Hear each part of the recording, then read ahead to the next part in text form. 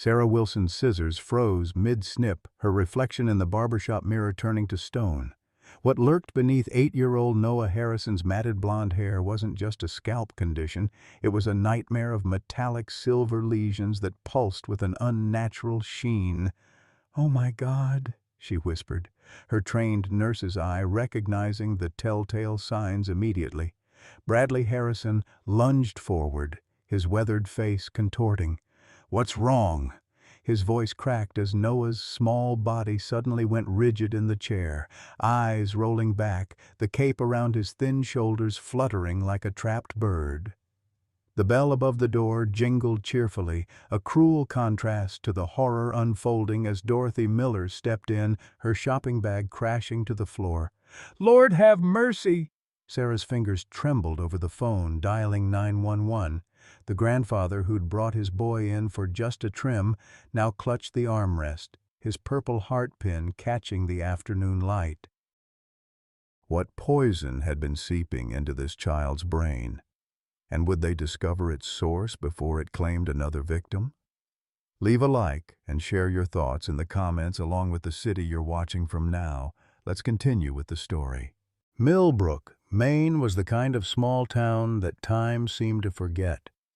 Nestled between rolling hills and dense pine forests, its main street consisted of a post office, diner, hardware store, and Harper's barber shop, a narrow brick building wedged between the pharmacy and the Millbrook Gazette office. The barbershop's weathered pole had been spinning since 1952, a constant in a world of change. Sarah Wilson hadn't planned on becoming a barber. At 42, with streaks of premature silver in her chestnut hair, she'd spent 15 years as an ER nurse until burnout forced her to trade syringes for scissors.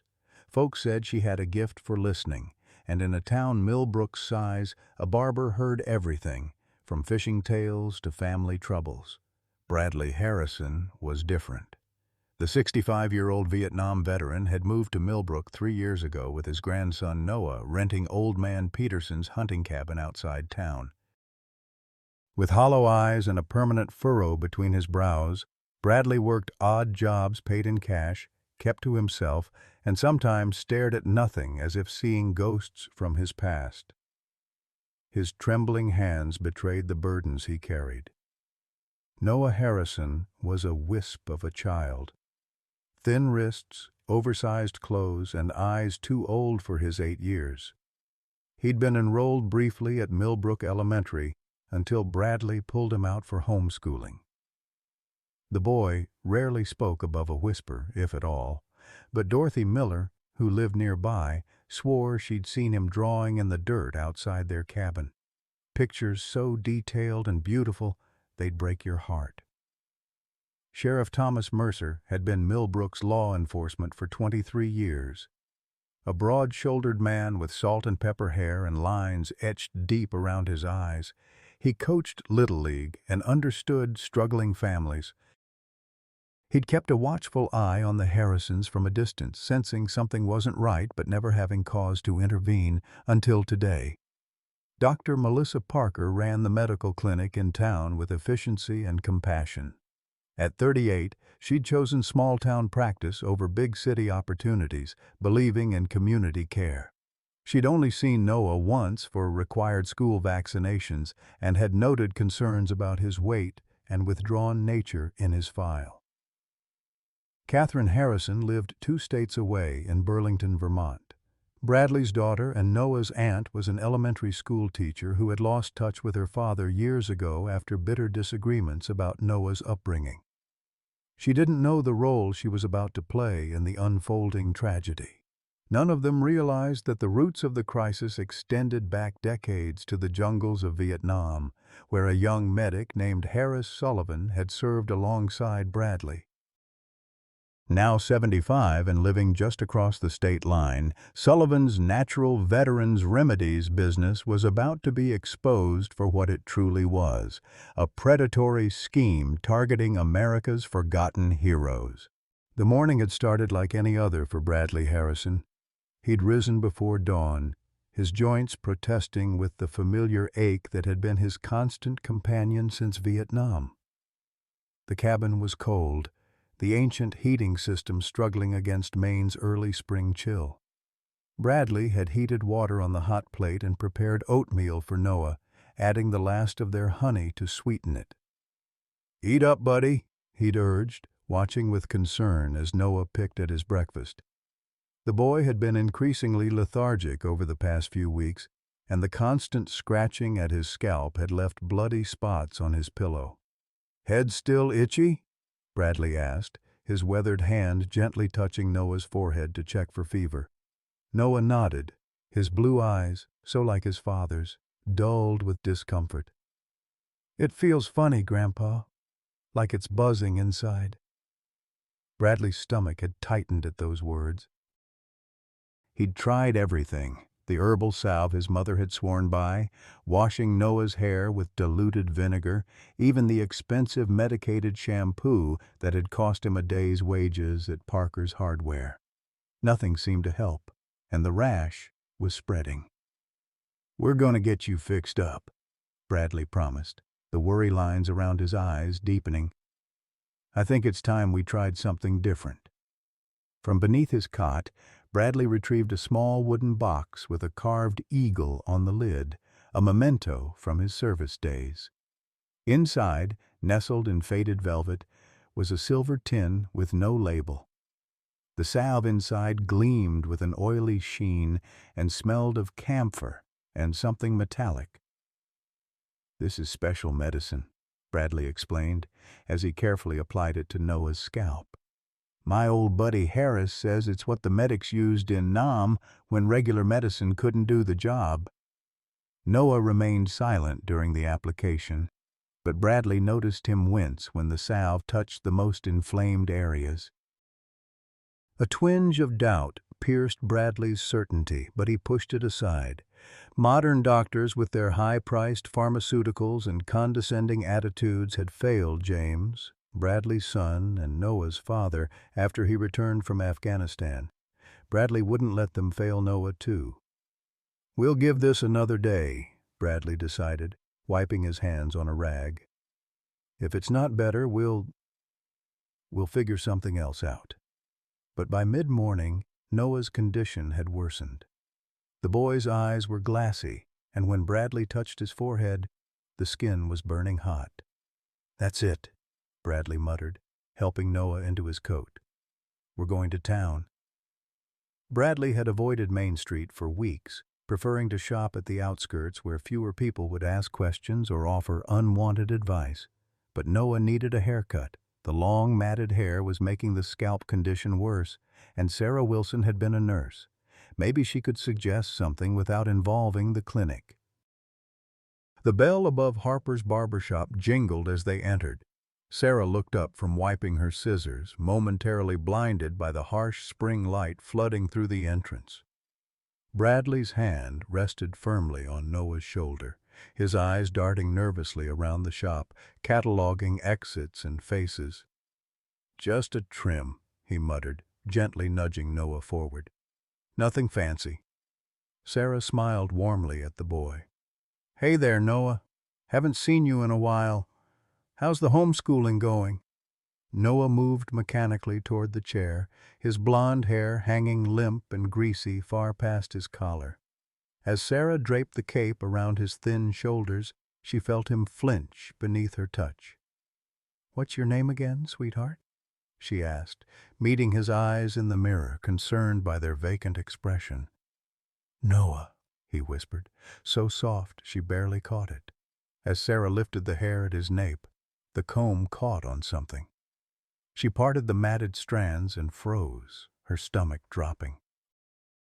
Beneath the thin layer of hair lay something that made her blood run cold, a sight no veteran barber should ever have to see on a child's head. The scalp was a battlefield of angry red inflammation with crusted lesions.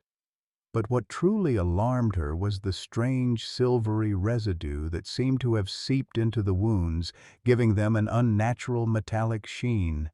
The unmistakable odor of infection rose from the wounds, mixed with a sharp chemical smell she couldn't identify. "Oh my God," she whispered, unable to mask her horror. Bradley's head snapped up. "Problem?" But Sarah wasn't listening. She was already reaching for the phone when Noah's small body suddenly went rigid in the chair, his eyes rolling back as a seizure took hold. "He's seizing!" Sarah shouted, her nurse's training kicking in as she carefully lowered Noah to the floor and turned him onto his side. "Dorothy, call 911, now!" Bradley stood frozen, his face a mask of terror as his grandson convulsed on the barbershop floor. Dorothy, who had just entered, was already at the phone, her voice clear and precise as she gave the dispatcher their location. "Temperature's too high," Sarah explained to Bradley, who had finally snapped out of his paralysis and dropped to his knees beside them. "The infection's gone systemic.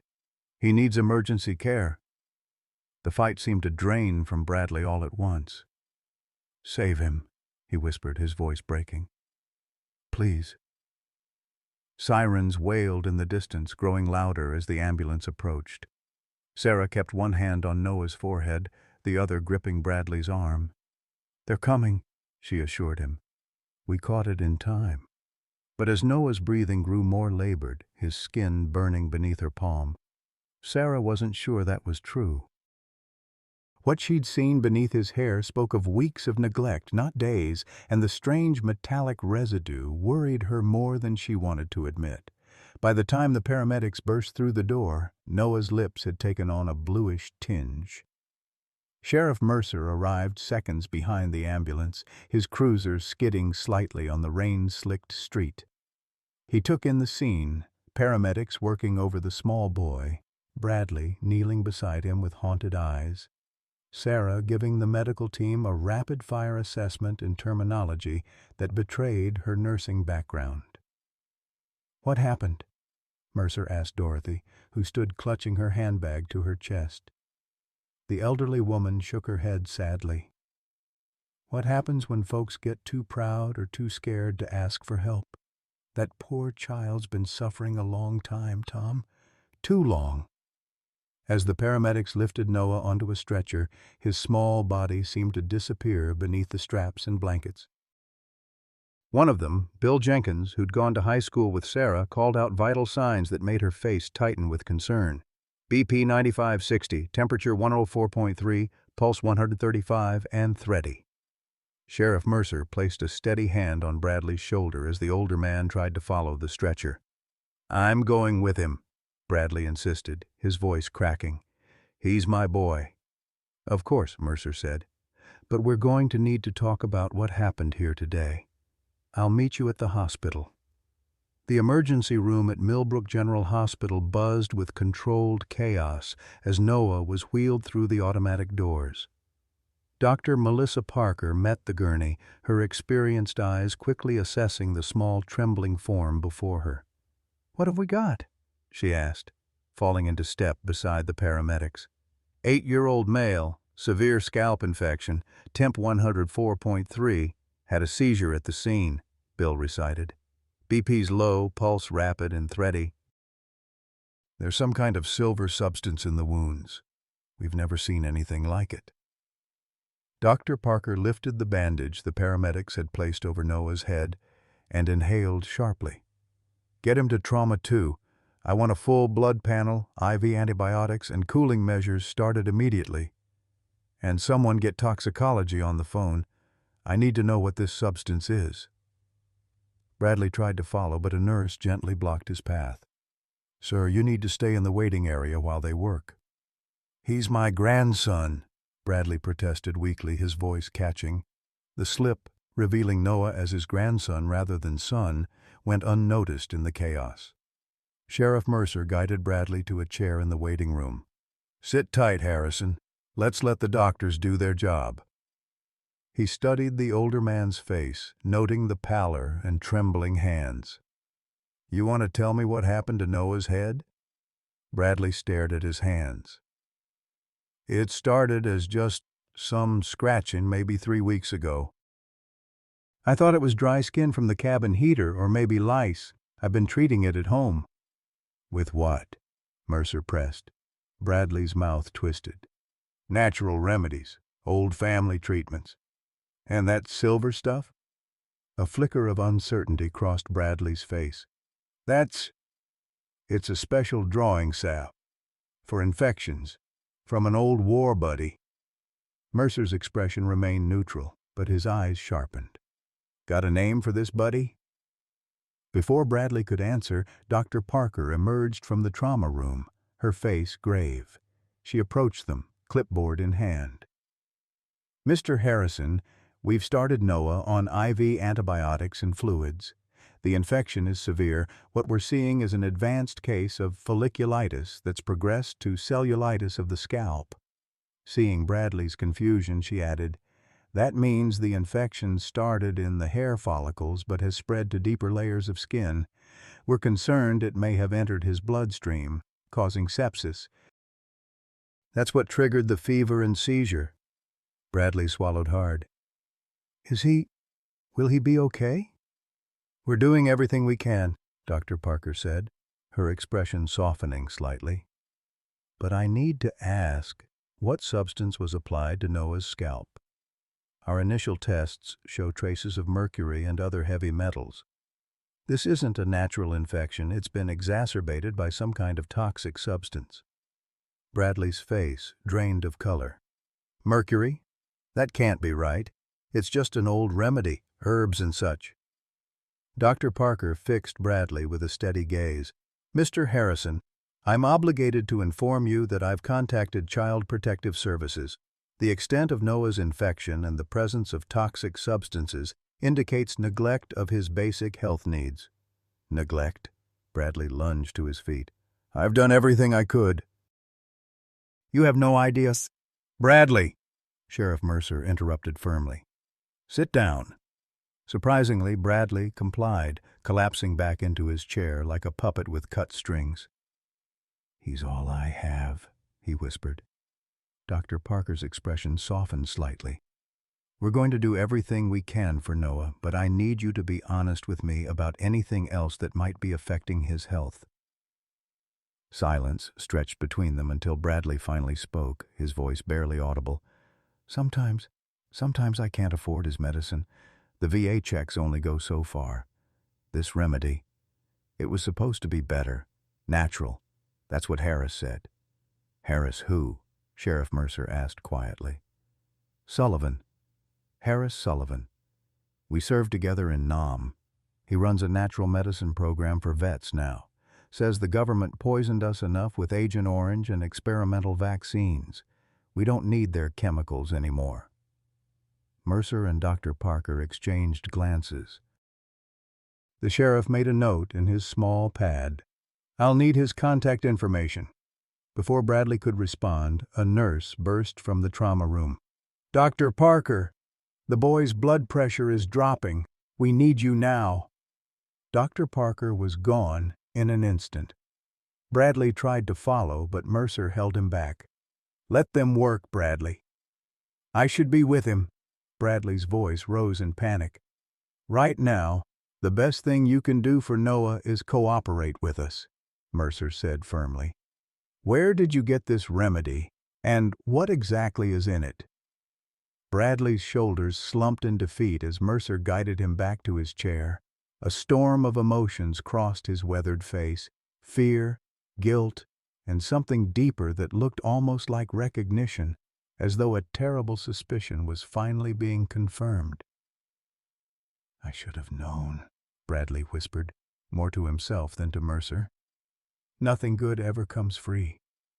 Not in this world." Dr. Parker emerged from Noah's room after what felt like an eternity to Bradley. Her scrubs bore small dots of blood, and the lines around her eyes had deepened. The waiting room had emptied except for Sheriff Mercer, who stood when she approached, and Bradley, who seemed unable to rise from his chair. "We've stabilized him for now," Dr. Parker said, removing her surgical cap. "The seizures have stopped, but he's still critical. We've taken samples of the substance on his scalp for analysis, but preliminary testing shows high levels of mercury, lead, and several other heavy metals." Bradley's face crumpled. "Mercury? That's impossible. Harris wouldn't." "Mr. Harrison," Dr. Parker interrupted gently. "I need to ask you some direct questions, and I need honest answers. Noah's life depends on it." She pulled a chair close to Bradley and sat, leaning forward. "The blood work shows this isn't a recent exposure. Noah has been suffering from heavy metal poisoning for some time now. How long have you been applying this remedy?" Bradley's hands trembled as he ran them over his face. "Maybe 6 months. The itching started last fall. I thought it was just dry skin at first, but it got worse. The doctor at the clinic prescribed some cream, but it was $120, and with my fixed income—" He trailed off, shame evident in his hunched shoulders. "So you sought alternative treatment," Dr. Parker supplied. Bradley nodded. "Harris has this program for vets, natural veterans remedies. Says he uses traditional medicines the pharmaceutical companies don't want us to know about because they can't profit off them. He gave me the first 10 for free. Said it was the least he could do for a brother in arms." Sheriff Mercer was making notes. "And when Noah's condition worsened instead of improved? I thought it was getting worse before getting better." "That's what Harris said would happen. The toxins coming out." Bradley's voice broke. "I trusted him. We went through hell together in Nam." Dr. Parker exchanged a glance with Sheriff Mercer. "Mr. Harrison, I need to show you something." She opened her tablet and pulled up an image, a microscopic view of tissue. "This is a sample from Noah's scalp. The silvery substance has penetrated deep into the tissue and is causing cell death. This isn't drawing toxins out, it's literally poisoning him." Bradley stared at the image, horror dawning on his face. "Oh God, what have I done?" Before Dr. Parker could respond, a nurse approached. "Doctor, there's a call for you from toxicology." As Dr. Parker stepped away, Sheriff Mercer sat beside Bradley. "I need to ask you something, and I want you to think carefully before answering. In all your interactions with Harris Sullivan, did he ever specifically say what was in this remedy?" Bradley shook his head slowly. "Just that it was an ancient formula used by field medics when modern medicine wasn't available. He said it had minerals that would bind to toxins and draw them out." "And how much did you pay for it, after the free sample?" Bradley's jaw tightened. $40 a tin. I go through one every 2 weeks. "So about $80 a month," Mercer calculated. "On your fixed income." "Noah comes first," Bradley said defensively. "I cut back on other things." "Like what?" "Heat, food, my own medications." Bradley's gaze dropped to his gnarled hands. "The VA prescribed some pills for my PTSD and arthritis, but they're just government handouts anyway. Harris says they're designed to keep us dependent." Mercer's face remained neutral, but his eyes reflected concern. "Bradley, did Noah ever see a doctor about this condition before today?" "Once, early on, but the cream they prescribed, I told you it was too expensive. And then when I mentioned Harris's remedy to the doctor, he got all high and mighty, saying I shouldn't trust unregulated snake oil, like he knew better than someone who'd actually served." Bradley's voice rose with indignation before falling again. "So I stopped taking Noah to doctors."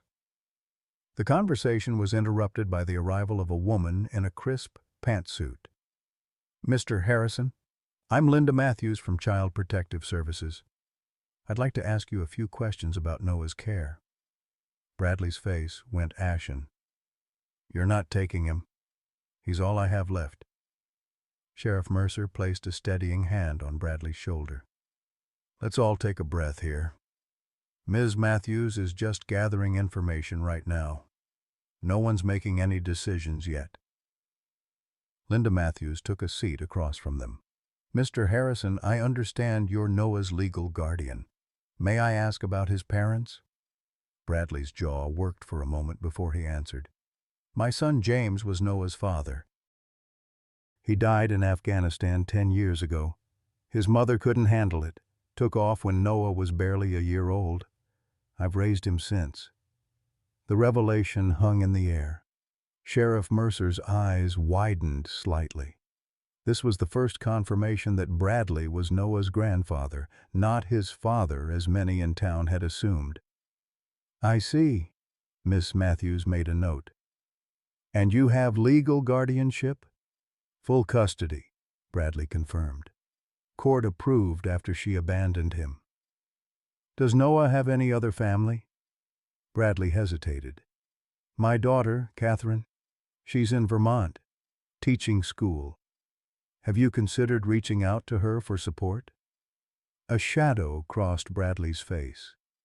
"Catherine and we don't see eye to eye. She thinks I'm stuck in the past, that I need to get with the times.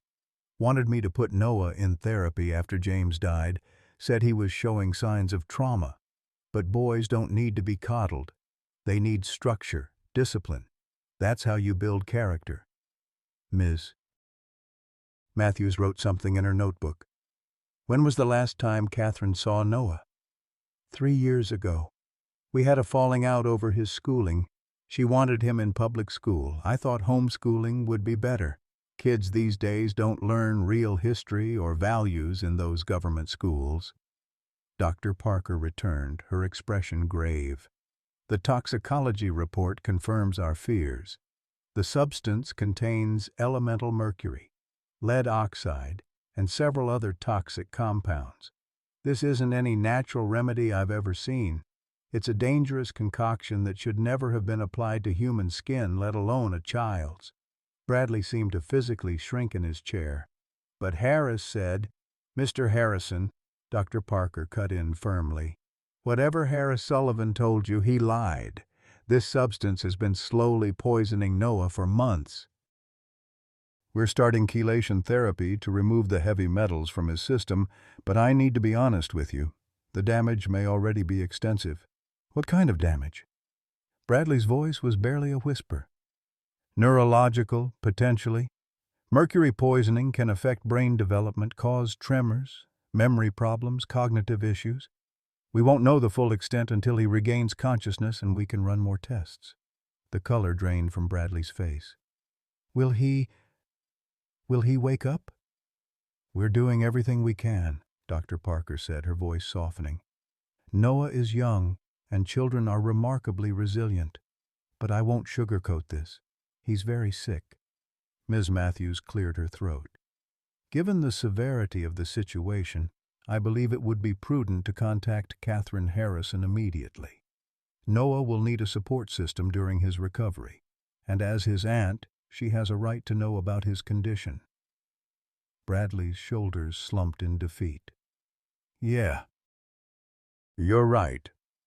He fumbled in his pocket for his worn leather wallet, extracting a faded photo of a smiling woman with Noah's eyes. On the back was written Catherine and a phone number. "This is from a few years back, but the number should still work." As Sheriff Mercer took the photo and number, a sudden commotion from the nurses' station drew their attention. A tall, distinguished man with silver hair and a military bearing was arguing with the receptionist. "I have every right to see Bradley Harrison. We serve together, and I provide his grandson's medicine. This is outrageous." Bradley's head snapped up. "Harris?" Sheriff Mercer stood. "Stay here." He strode toward the front desk, hand instinctively moving to his service weapon. "Sir, I'm going to need you to lower your voice and step back." Harris Sullivan drew himself up to his full height, an imposing figure despite his 75 years. "I'm Harris Sullivan, a close personal friend of Bradley Harrison. I heard his grandson was hospitalized and came right away. Who are you to prevent me from seeing them?" "Sheriff Thomas Mercer, Millbrook County. And I have some questions for you about a certain remedy you've been providing to Mr. Harrison." Sullivan's confident demeanor faltered for just a moment before his smile returned. "Ah, I see the confusion. My natural remedies are all herbal-based, completely safe and traditional. I help veterans access alternative medicines when the VA fails them, which is all too often, as I'm sure you know." Dr. Parker had joined Sheriff Mercer. "Mr. Sullivan, The substance you provided contains dangerous levels of mercury and lead. It's caused severe poisoning in an 8-year-old boy who's now fighting for his life." Sullivan's expression hardened. "That's impossible. My remedies are thoroughly tested." "By whom?" Sheriff Mercer asked. "The FDA? An independent lab?" "By decades of traditional use," Sullivan countered. "The government and Big Pharma have been poisoning soldiers since Vietnam with their approved treatments. I offer alternatives based on ancient wisdom." While they argued, Bradley had risen from his chair and approached unnoticed. "You told me it was safe, Harris. You said it would help him." Sullivan turned, his face softening with practiced concern. "Bradley, old friend, I'm so sorry about Noah. But I assure you, whatever's happening isn't from my remedy. Perhaps the doctors are mistaken, or there's been some contamination elsewhere." Bradley's weathered face hardened. "Dr. Parker showed me the tests. Mercury Harris lead. You put that on my boy's head." "Not intentionally, if it's true," Sullivan backpedaled. "Perhaps there was a bad batch, a manufacturing error. I source my ingredients globally." "Manufacturing?" Sheriff Mercer interrupted. "I thought these were traditional remedies you prepared yourself." Sullivan's mask slipped further. "Well, with demand increasing, I've had to scale up operations. But I oversee everything personally." "I'd like to see your operation," Mercer said, "and your records of ingredients, suppliers, and sales." "That won't be necessary," Sullivan said stiffly. "I'll cooperate fully with any inquiry, of course, but through proper channels. My lawyer will—" He was interrupted by the arrival of another doctor, rushing toward their group with a tablet in hand. "Dr. Parker, we've identified the compound. It's not just mercury and lead, there are traces of arsenic and something else we're still analyzing. This looks like an old-style mercury-based medicine, similar to what was used centuries ago before the dangers were understood. But there's something deliberate about the formulation. This isn't accidental contamination." Sullivan took a step back. "I should go. Bradley, we'll talk later. I'm sure this is all a misunderstanding." Sheriff Mercer moved to block his path. "Mr. Sullivan, I think you should stay right here while we sort this out." As the confrontation escalated, the hospital doors slid open again, and a woman in her mid-40s burst in, her auburn hair wind-blown and her eyes wild with worry. She scanned the room frantically until her gaze landed on Bradley. "Dad?" Her voice cracked with emotion. "Where's Noah? What's happened?" Bradley turned, shock written across his features. "Catherine, how did you—" "The sheriff's office called me an hour ago." She rushed forward, stopping short when she saw the group. "What's going on? They said Noah was in critical condition." Dr. Parker stepped forward. "Ms. Harrison? I'm Dr. Parker. Noah is stable but critical. He's suffering from heavy metal poisoning from a topical remedy that was applied to a scalp condition." Catherine's eyes darted from the doctor to her father, then widened in recognition as they landed on Harris Sullivan. "You," she breathed, her voice hardening. "Dad, tell me you didn't let him near Noah." The color drained from Bradley's face. "You know Harris?" "I know exactly who he is," Catherine spat. "He's the reason Mom left. The reason you pushed away everyone who tried to help you after Vietnam, with his conspiracy theories and natural cures that nearly killed you 20 years ago." Sullivan's composed facade crumbled. "Now, Catherine, you were just a child. You didn't understand the complexities of what your father was going through." "I understood enough," she cut him off. "I understood when you convinced him to stop his heart medication and he had a massive heart attack.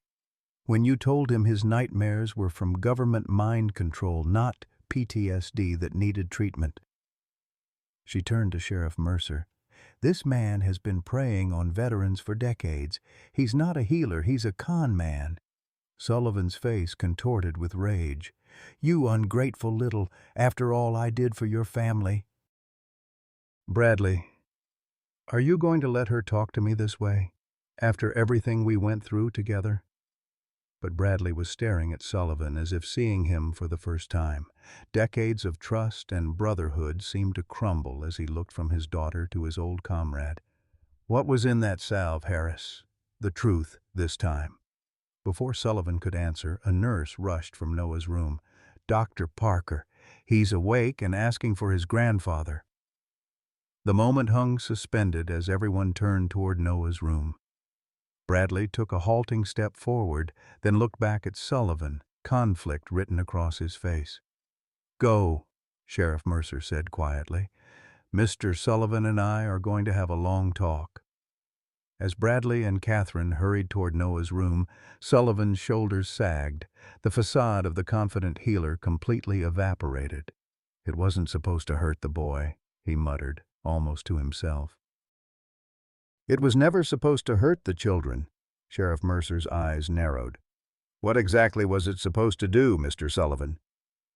Sullivan looked up, and for a moment a different man seemed to stare out from behind his eyes. Younger, haunted, filled with a terrible purpose.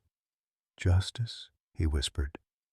"It was supposed to deliver justice." Noah Harrison lay small and pale against the white hospital sheets, his scalp wrapped in gauze bandages, multiple IV lines snaking from his thin arms. The steady beep of monitoring equipment provided a rhythmic backdrop to the room's tense silence. Bradley approached the bed cautiously, as if afraid his grandson might shatter at his touch. "Hey, buddy," he whispered, his voice rough with emotion. Noah's eyelids fluttered, then opened slowly. "Grandpa?" The word was barely audible, but it hit Bradley like a physical blow. "My head hurts." "I know, soldier. I know." Bradley took Noah's hand, mindful of the IV. "But you're going to be okay now. The doctors are fixing you up real good." Catherine stood just inside the doorway, one hand pressed to her mouth as she took in Noah's condition.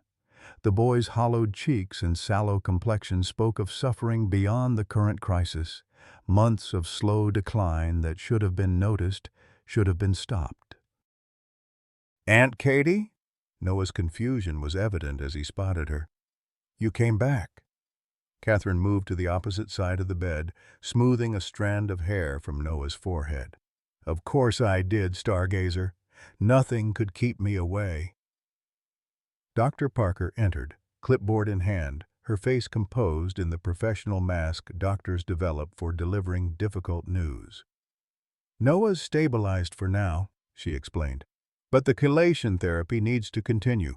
We're removing the heavy metals from his system, but it's a slow process." "And the damage?" Bradley couldn't bring himself to finish the question. Dr. Parker's expression softened. "We'll need to run neurological tests once he's stronger. The good news is that he's conscious and responsive, which is a positive sign. Children have remarkable resilience and capacity for healing." "But," Catherine pressed, hearing the unspoken reservation, "but mercury poisoning can have long-term effects." "Cognitive issues, tremors, sensory problems. We're consulting with specialists at Eastern Maine Medical Center about his case." Noah's eyes had drifted closed again, the brief moment of consciousness exhausting his limited reserves. Bradley stroked his grandson's hand with a tenderness that belied his weathered exterior. "This is my fault," he said quietly. "All of it." Catherine's face, so like her father's in its stubborn set, softened momentarily. "Dad, no, Katie. Don't make excuses for me." Bradley's voice was flat. "I was supposed to protect him. Instead, I poisoned him with that snake oil because I was too proud, too stubborn to trust real doctors." Dr. Parker cleared her throat. "Mr. Harrison, while I can't condone your choices, I should point out that what you applied wasn't just ineffective snake oil. According to our analysis, it contained deliberately harmful compounds, levels of mercury and lead far beyond what would be found in any contaminated natural product. This was manufactured to cause harm." Bradley looked up sharply. "Harris wouldn't..." He couldn't have known. Catherine made a noise of disbelief. Dad, wake up. Harris Sullivan has been peddling his poison for decades. Remember when Mom begged you to stay on your heart medication, and he convinced you it was government mind control drugs? You nearly died. Your father may be right, Ms. Harrison, Dr. Parker interjected. Our analysis suggests this is a sophisticated compound. Most people selling fraudulent remedies focus on making money by selling harmless but ineffective substances. This is different, specifically designed to create symptoms that would appear to validate the seller's claims about toxins being drawn out. So what are you saying, Catherine demanded? That Harris is accidentally poisoning people? I'm saying this seems more calculated than the typical health fraud. Sheriff Mercer is investigating, but from a medical perspective, this appears targeted. Bradley's face had gone ashen. Oh, God, he whispered. The trials. What trials? Catherine and Dr. Parker asked simultaneously. Bradley looked up, his eyes haunted by ghosts from half a century earlier. In Vietnam, Harris and I were part of a special medical unit, not just treating wounded soldiers but testing new treatments, experimental stuff. They told us it would give our boys an edge in jungle warfare. What kind of treatments? Dr. Parker asked carefully. Vaccines, medications, antidotes to potential chemical weapons. Some of it worked. Some of it didn't. Bradley's voice grew distant. There was this one trial, a topical compound meant to draw out toxins from chemical burns.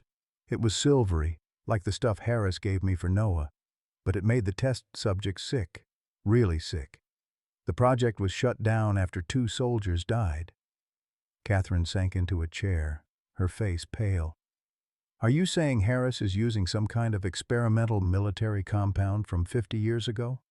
I don't know, Bradley admitted. But Harris never forgave the government for those trials, said they used us like lab rats, then abandoned us when things went wrong. He was especially bitter because his younger brother was one of the test subjects who died. A heavy silence fell over the room, broken only by the steady beeping of Noah's heart monitor. Dr. Parker made a note on her clipboard. I need to share this information with Sheriff Mercer. It could be crucial to identifying exactly what we're dealing with. After she left, Catherine turned to her father. Dad, why didn't you call me when Noah started getting sick? Bradley's shoulders slumped. Pride, I guess. After our fight. You were right about so many things, and I couldn't admit it. Couldn't admit I might be in over my head with him. He's 8 years old, Dad. 8. Living in that rundown cabin, no proper schooling, no friends, no medical care. Catherine's voice broke. I should have fought harder. Should have taken you to court if that's what it took. You think I don't know that? Bradley's voice rose. You think I don't look at him every day and see James, see my chance to do right by my son by raising his boy properly? But then I look in the mirror and see a broken-down old man who can barely make ends meet on a VA pension. So you turned to Harris instead of me. Harris understood. He was there. He'd seen what I'd seen. And that was worth more than Noah's health? Than his future? Catherine's composure cracked. Do you have any idea what mercury poisoning can do to a developing brain? He could have permanent damage, Dad. Permanent. Bradley flinched as if struck. I didn't know. I swear to God, Katie, I didn't know what was in that stuff. But you knew something was wrong. Weeks ago you knew. And instead of getting help, I know. Bradley's shout startled them both. Noah stirred restlessly in his sleep, and Bradley immediately lowered his voice. I know I failed him. Just like I failed your mother. Just like I failed James. Hell, just like I failed you. The raw pain in his voice drained the anger from Catherine. For the first time she truly saw her father, not the stubborn, proud veteran who'd rejected her help, but an old man drowning in grief and guilt, desperately trying to hold on to the last piece of his son. "You haven't failed him yet," she said quietly. "He's still here, still fighting.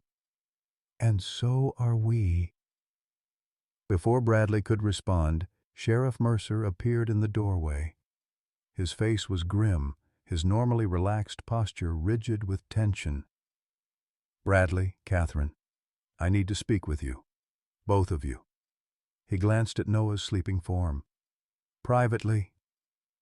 They followed him to a small consultation room down the hall.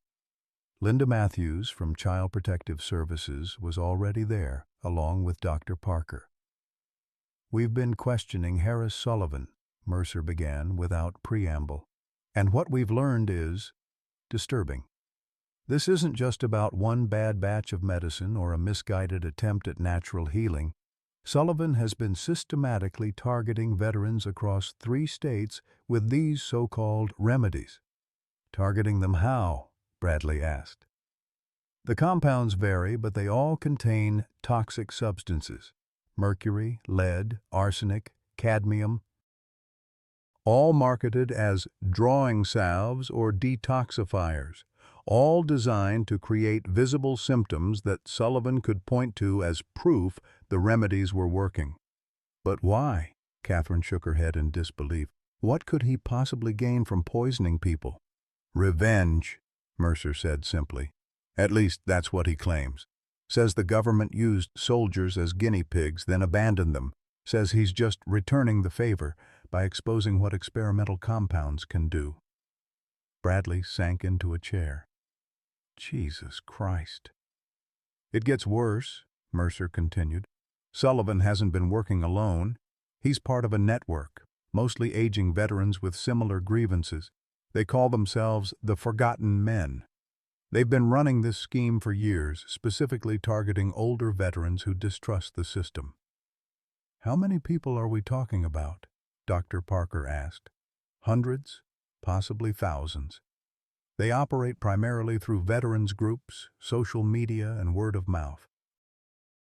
Sullivan claims they're educating people about government medical abuses, but in reality they're exploiting vulnerable seniors and their families." Linda Matthews leaned forward. "Mr. Harrison, did Noah ever receive any other treatments or remedies from Mr. Sullivan or his associates?" Bradley's face paled. "The vitamin drops. Harris said they'd boost his immune system. Noah's been taking them daily for almost a year." Dr. Parker was already reaching for the phone. "We need to test those immediately, and we'll need to adjust Noah's treatment protocol." As she made the call, Sheriff Mercer turned back to Bradley. "We need your help, Bradley. Sullivan is only giving us pieces of information, playing games. But he mentioned journals, records kept by soldiers in the original trials. He says you might still have yours." Bradley stared at his hands. "I do. Haven't looked at them in decades. They're in an old footlocker in the cabin under my bed. Those journals could be crucial to identifying exactly what compounds we're dealing with. If Sullivan is recreating experimental military formulas from the 60s, we need to know what they contained and how to counteract them." Catherine stood. "I'll go get them. I know where Dad keeps the key to the cabin." "I'll send Deputy Lewis with you," Mercer said.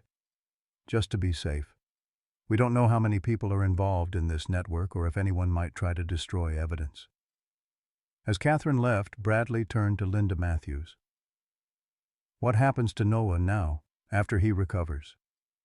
The CPS worker's expression was carefully neutral. "That depends on several factors.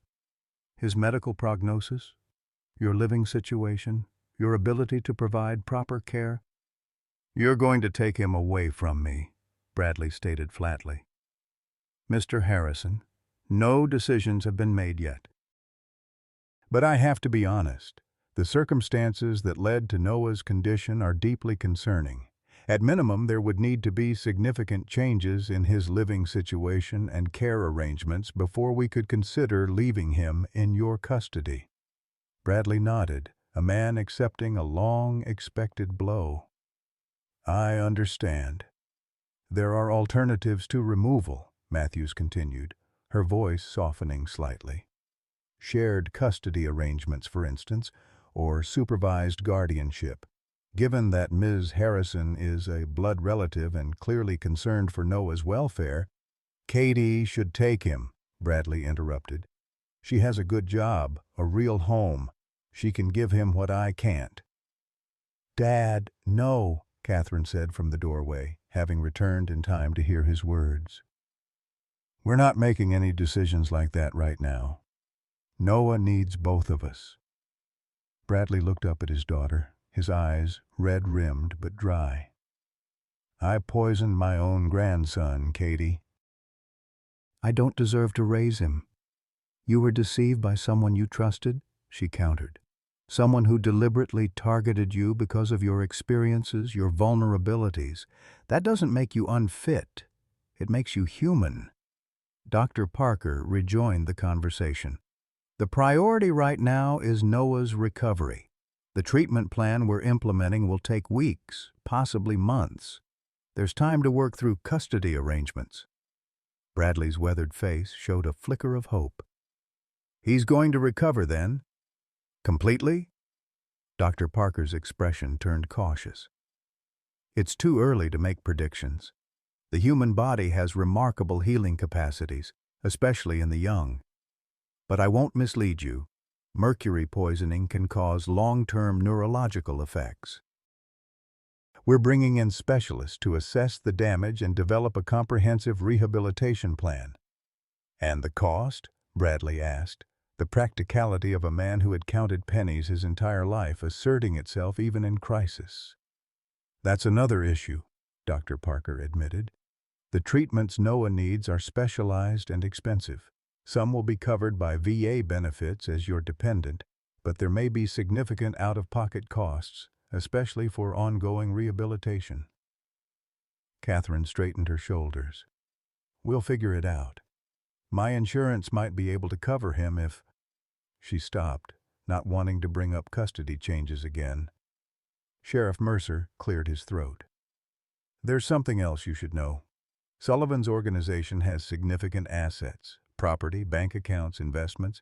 If we can prove they knowingly caused harm, those assets could be seized and used for victim restitution. How long would that take? Catherine asked. Legal proceedings like that can take years, Mercer admitted, but there might be emergency funds available through victim services in the meantime. A knock at the door interrupted them. A nurse entered, her face tense. Dr. Parker, Noah's showing signs of increased intracranial pressure. The neurologist is asking for you. The room emptied in seconds, the group rushing back to Noah's room where a flurry of medical activity was already underway. A new doctor, older with salt and pepper hair and wire-rimmed glasses, was examining Noah's pupils with a penlight. Pressure's rising, he announced. We need to prep him for a CT scan and possibly a lumbar puncture if the pressure doesn't stabilize. Bradley and Catherine were ushered to the side as medical staff worked efficiently around Noah's bed. His small body seemed to disappear amid the equipment and personnel. One of the monitors began to emit a high-pitched alarm. BP's dropping, a nurse called out. Push 5 cc of mannitol, the neurologist ordered, and get that CT scheduled stat. Bradley gripped Catherine's hand so tightly his knuckles turned white. Katie, he whispered, his voice breaking. I know, Dad, she replied, her eyes never leaving Noah's face. I know. As they watched the medical team fighting to stabilize Noah, Bradley's mind drifted back to another hospital, another desperate fight. James, broken and bleeding after an IED explosion in Afghanistan. The same helplessness, the same terror. He had lost his son that day. The thought of losing Noah, too, was unbearable. Please, he prayed silently, to a God he hadn't spoken to since Vietnam. Not him, too. Take me instead if you have to. But not him, too. Dr. Parker turned to them, her face grave but composed. We need to take him for imaging now. The pressure in his brain is increasing, possibly a reaction to the chelation therapy or a direct effect of the poisoning. We need to determine the cause immediately. Will he? Catherine couldn't finish the question. We're doing everything possible, Dr. Parker assured her. Dr. Levine is one of the best neurologists in the state. Noah couldn't be in better hands. As they wheeled Noah's bed toward the door, his eyes fluttered open briefly. He looked confused, frightened by the activity around him. "Grandpa?" he called weakly. Bradley stepped forward, touching his grandson's hand. "I'm here, buddy. Right here." "Don't leave me," Noah whispered, his voice thin with fear. "Never," Bradley promised, his voice breaking. "I'll be right outside waiting for you. You just keep fighting, soldier. That's an order." A ghost of a smile touched Noah's pale lips before his eyes drifted closed again. The medical team continued their rapid journey toward the imaging department, leaving Bradley and Catherine standing alone in the suddenly quiet room. "He's strong," Catherine said, her voice steady despite the tears streaming down her face. "Like his father. Like you." Bradley shook his head. "James was strong. I'm just stubborn. There's a difference." "Stubbornness is how strength survives unbearable circumstances," Catherine replied. "And right now, Noah needs every bit of that Harrison stubbornness." As they made their way to the waiting area, Sheriff Mercer approached, a worn leather journal in his hands. "Deputy Lewis found this at the cabin. Is this what we're looking for?" Bradley took the journal with trembling hands, its leather cover cracked with age, pages yellowed. "Yes, my Vietnam journal. I haven't opened this in, must be 30 years. "May I?" Sheriff Mercer asked gently. Bradley hesitated, then handed it back. "Fair warning. It's not pretty reading. None of us came back whole from that place, Sheriff. Some of us just hide the missing pieces better than others." As Mercer took the journal to photocopy for the investigation, Bradley sank into a waiting room chair, suddenly looking every one of his 65 years. "I should have burned that thing decades ago," he murmured. "Some ghosts shouldn't be awakened." Catherine sat beside him. "Maybe it's time those ghosts were finally laid to rest, Dad. Maybe that's the only way Noah and you can truly heal." Noah's CT scan revealed what Dr. Levine had feared: swelling in the brain tissue, a dangerous complication of heavy metal poisoning. The medical team worked with practiced urgency, administering medications to reduce the pressure while continuing the delicate process of chelation therapy to remove the toxins from his system. In the waiting room, Bradley sat motionless, his weathered hands clasped between his knees, eyes fixed on the institutional tile floor. Catherine paced, unable to contain her nervous energy, occasionally pausing to look through the windows at the small-town landscape that had been the backdrop to her childhood. "Coffee?" Sheriff Mercer appeared, offering 2 paper cups. Catherine accepted gratefully. Bradley didn't respond until Mercer gently touched his shoulder. "What?" "Oh, thank you, Sheriff." He took the cup mechanically, not drinking. Mercer sat across from them, his face grave. "I've been going through your journal, Bradley. With the help of a toxicologist from the state lab." He hesitated. "It makes for difficult reading." "Told you it would," Bradley replied flatly. "The experiments you documented, they match what we're seeing in Noah and in samples from other victims. Sullivan didn't just remember these compounds, he had access to the actual formulas." Bradley's head snapped up. "That's impossible. Those records were classified. Everything was confiscated when the program was shut down." "Not everything, apparently." Mercer placed a photocopy on the table between them. "This page from your journal. You recorded not just the formula for the experimental compound, but the antidote the medics used when things went wrong." Catherine leaned forward. "There's an antidote? For what Harris used on Noah?" "Potentially," Mercer said cautiously. "The toxicologist is analyzing it now. The compounds from the 60s have been modified in Sullivan's version, but the basic structure is similar. If we're lucky, the antidote might still be effective. Hope flickered across Bradley's face for the first time in hours.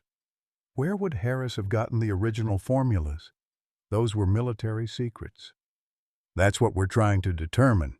Sullivan isn't talking, but we've executed search warrants on his home and business, found a laboratory setup that would impress a pharmaceutical company, far beyond what you'd expect for natural remedies. And other victims? Catherine asked.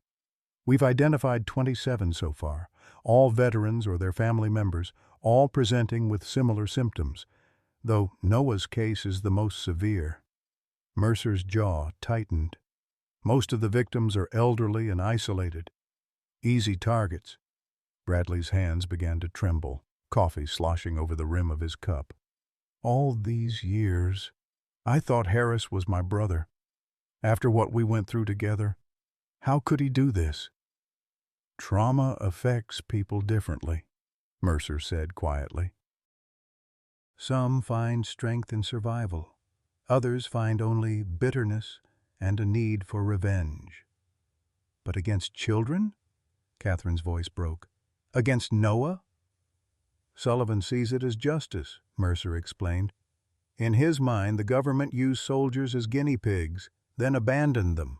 By his twisted logic, targeting military families, especially their children and grandchildren, is showing them what it feels like. Bradley set down his cup, his face ashen. My journal. The antidote formula. Will it help Noah? Dr. Parker is conferring with the toxicologist now. It's certainly given them a direction they didn't have before. As if summoned by her name, Dr. Parker appeared at the waiting room entrance. Her face gave nothing away, but there was a new energy in her movements. We may have had a breakthrough, she announced without preamble. The formula in Bradley's journal is giving us valuable insights into the chemical structure of the toxin. We're adjusting Noah's treatment protocol accordingly. Will it work? Catherine asked, the desperate hope in her voice painful to hear. It's too soon to say definitively, but the initial signs are promising. The pressure in Noah's brain has stabilized, and his latest blood work shows a slight decrease in toxin levels. Dr. Parker allowed herself a small smile. He's also regained consciousness and is asking for both of you. The relief in the room was palpable. Bradley swayed slightly, steadying himself against the wall. Thank God, he whispered.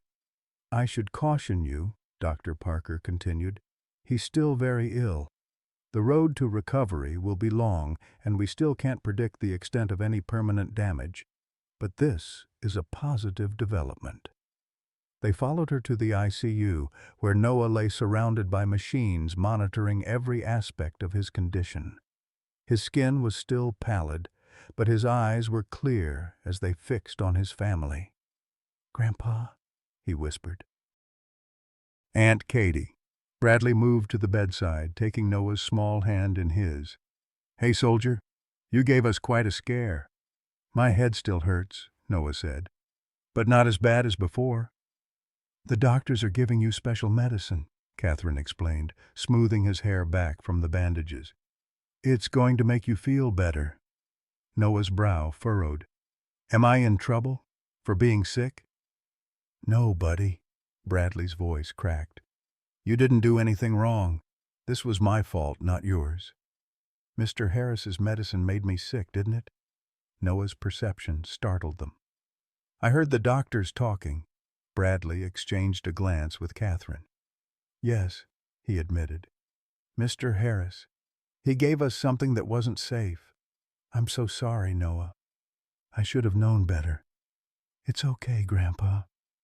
Noah's forgiveness, offered so easily, brought tears to Bradley's eyes. You didn't know it was bad. Dr. Parker stepped forward. Noah, we're going to continue your treatment, which means you'll be staying in the hospital for a while. Is that okay? Noah nodded solemnly. Will it make the buzzing stop? In my head? That's what we're working on, Dr. Parker assured him. And you're being very brave. After a few more minutes, Noah's eyelids began to droop. Tired, he murmured. Rest, sweetheart, Catherine said. We'll be right here when you wake up. As Noah drifted back to sleep, Dr. Parker gestured for them to step outside. In the hallway, she was joined by Dr. Levine, the neurologist. Noah's response to the adjusted treatment is encouraging, Dr. Levine began. But I want to be transparent about what we're facing. Mercury poisoning at these levels can cause long-term neurological effects. Tremors, cognitive difficulties, sensory processing issues. The fact that it was combined with other heavy metals complicates the picture. What are you saying? Bradley asked, his voice hoarse. We're saying that while Noah should survive this ordeal, his recovery may be complex. He'll likely need extensive rehabilitation, physical therapy, occupational therapy, possibly cognitive therapy. Catherine straightened her shoulders. Whatever he needs, we'll make it happen. There's also the matter of cost, Dr. Parker added gently. Noah's immediate treatment is covered under emergency provisions, but the long-term care he'll need, it's substantial. Even with VA benefits as Bradley's dependent, there will be significant out-of-pocket expenses. How significant? Bradley asked. Dr. Parker hesitated. Potentially hundreds of thousands of dollars over the course of his rehabilitation. The number hung in the air like a physical presence. Bradley's face, already pale, seemed to age another decade in an instant. I'll sell the cabin, he said immediately. My truck. Anything I've got. Dad, that won't come close to covering it, Catherine said softly. Then what do you suggest? Bradley's voice rose with desperation. That I let my grandson suffer because I can't afford to help him? After I'm the one who did this to him? Dr. Levine cleared his throat. There are programs, financial assistance options, and given the circumstances, this being the result of criminal activity, there might be victim compensation available, which could take years to process, Dr. Parker added realistically. Catherine took a deep breath. My school has excellent health insurance. If Noah were living with me as my dependent, she let the implication hang. Bradley's shoulders slumped. You want to take him to Vermont. I want what's best for Noah, Catherine corrected gently. And right now, that means access to the care he needs. And where do I fit in this plan? Bradley asked, a bitter edge to his voice. Weekend visits? Holidays when it's convenient? Dad, that's not fair. I'm trying to find a solution here. Before the argument could escalate, Sheriff Mercer approached, his expression holding a new urgency. Sorry to interrupt, but there's been a development. The state lab has confirmed that at least 15 other children across 3 states have been treated for similar poisoning symptoms in the past year, all connected to Sullivan's network. 15 children? Dr. Parker's professional composure slipped. Deliberately poisoned? It appears so, and that's not all. We've located financial records showing that Sullivan's organization has significant assets, nearly $3 million in various accounts and properties. Bradley stared in disbelief. $3 million? From selling snake oil to desperate vets? It's a lucrative business, preying on the vulnerable, Mercer said grimly. The good news is that those assets can potentially be frozen and eventually used for victim restitution. How long would that take? Catherine asked. Honestly, legal proceedings like this typically take years, but given the nature of the crimes and the number of victims, especially children, the prosecutor believes we can expedite matters somewhat. Dr. Parker exchanged glances with Dr. Levine. Noah can't wait years for the care he needs. Which brings us back to the immediate problem, Catherine said. How do we pay for Noah's treatment now? A new voice joined the conversation. Maybe I can help with that. They turned to see Dorothy Miller approaching, accompanied by a tall man in a well-cut suit who carried a leather briefcase. "This is my son, Robert," Dorothy explained. "He's an attorney in Portland, specializes in medical malpractice and victim advocacy." Robert Miller extended his hand. "Mrs. Miller called me last night, explained the situation. If what I'm hearing is correct, this is a case of deliberate harm caused by fraudulent medical claims. There are immediate legal remedies available that could help with Noah's medical expenses." "What kind of remedies?" Bradley asked suspiciously. "For one, an emergency petition to the court to release funds from the Sullivan Organization's assets for victim medical care. Given that a child's health is at stake, we have a strong case for expedited consideration." "How quickly could that happen?" Dr. Parker asked. "With the right judge, within days. I've already drafted the preliminary paperwork." Robert patted his briefcase. "I just need your consent to represent Noah's interests." Bradley's eyes narrowed. "And your fee?" Robert smiled slightly. "Contingency basis. I get paid when and if we recover damages. Mom would have my hide if I charged you a penny up front." His expression sobered. "Besides, what happened to your grandson is a crime, plain and simple. The people responsible should pay for his care." A nurse appeared at the door to Noah's room. "Dr. Parker." "Noah's awake again and asking for his grandfather."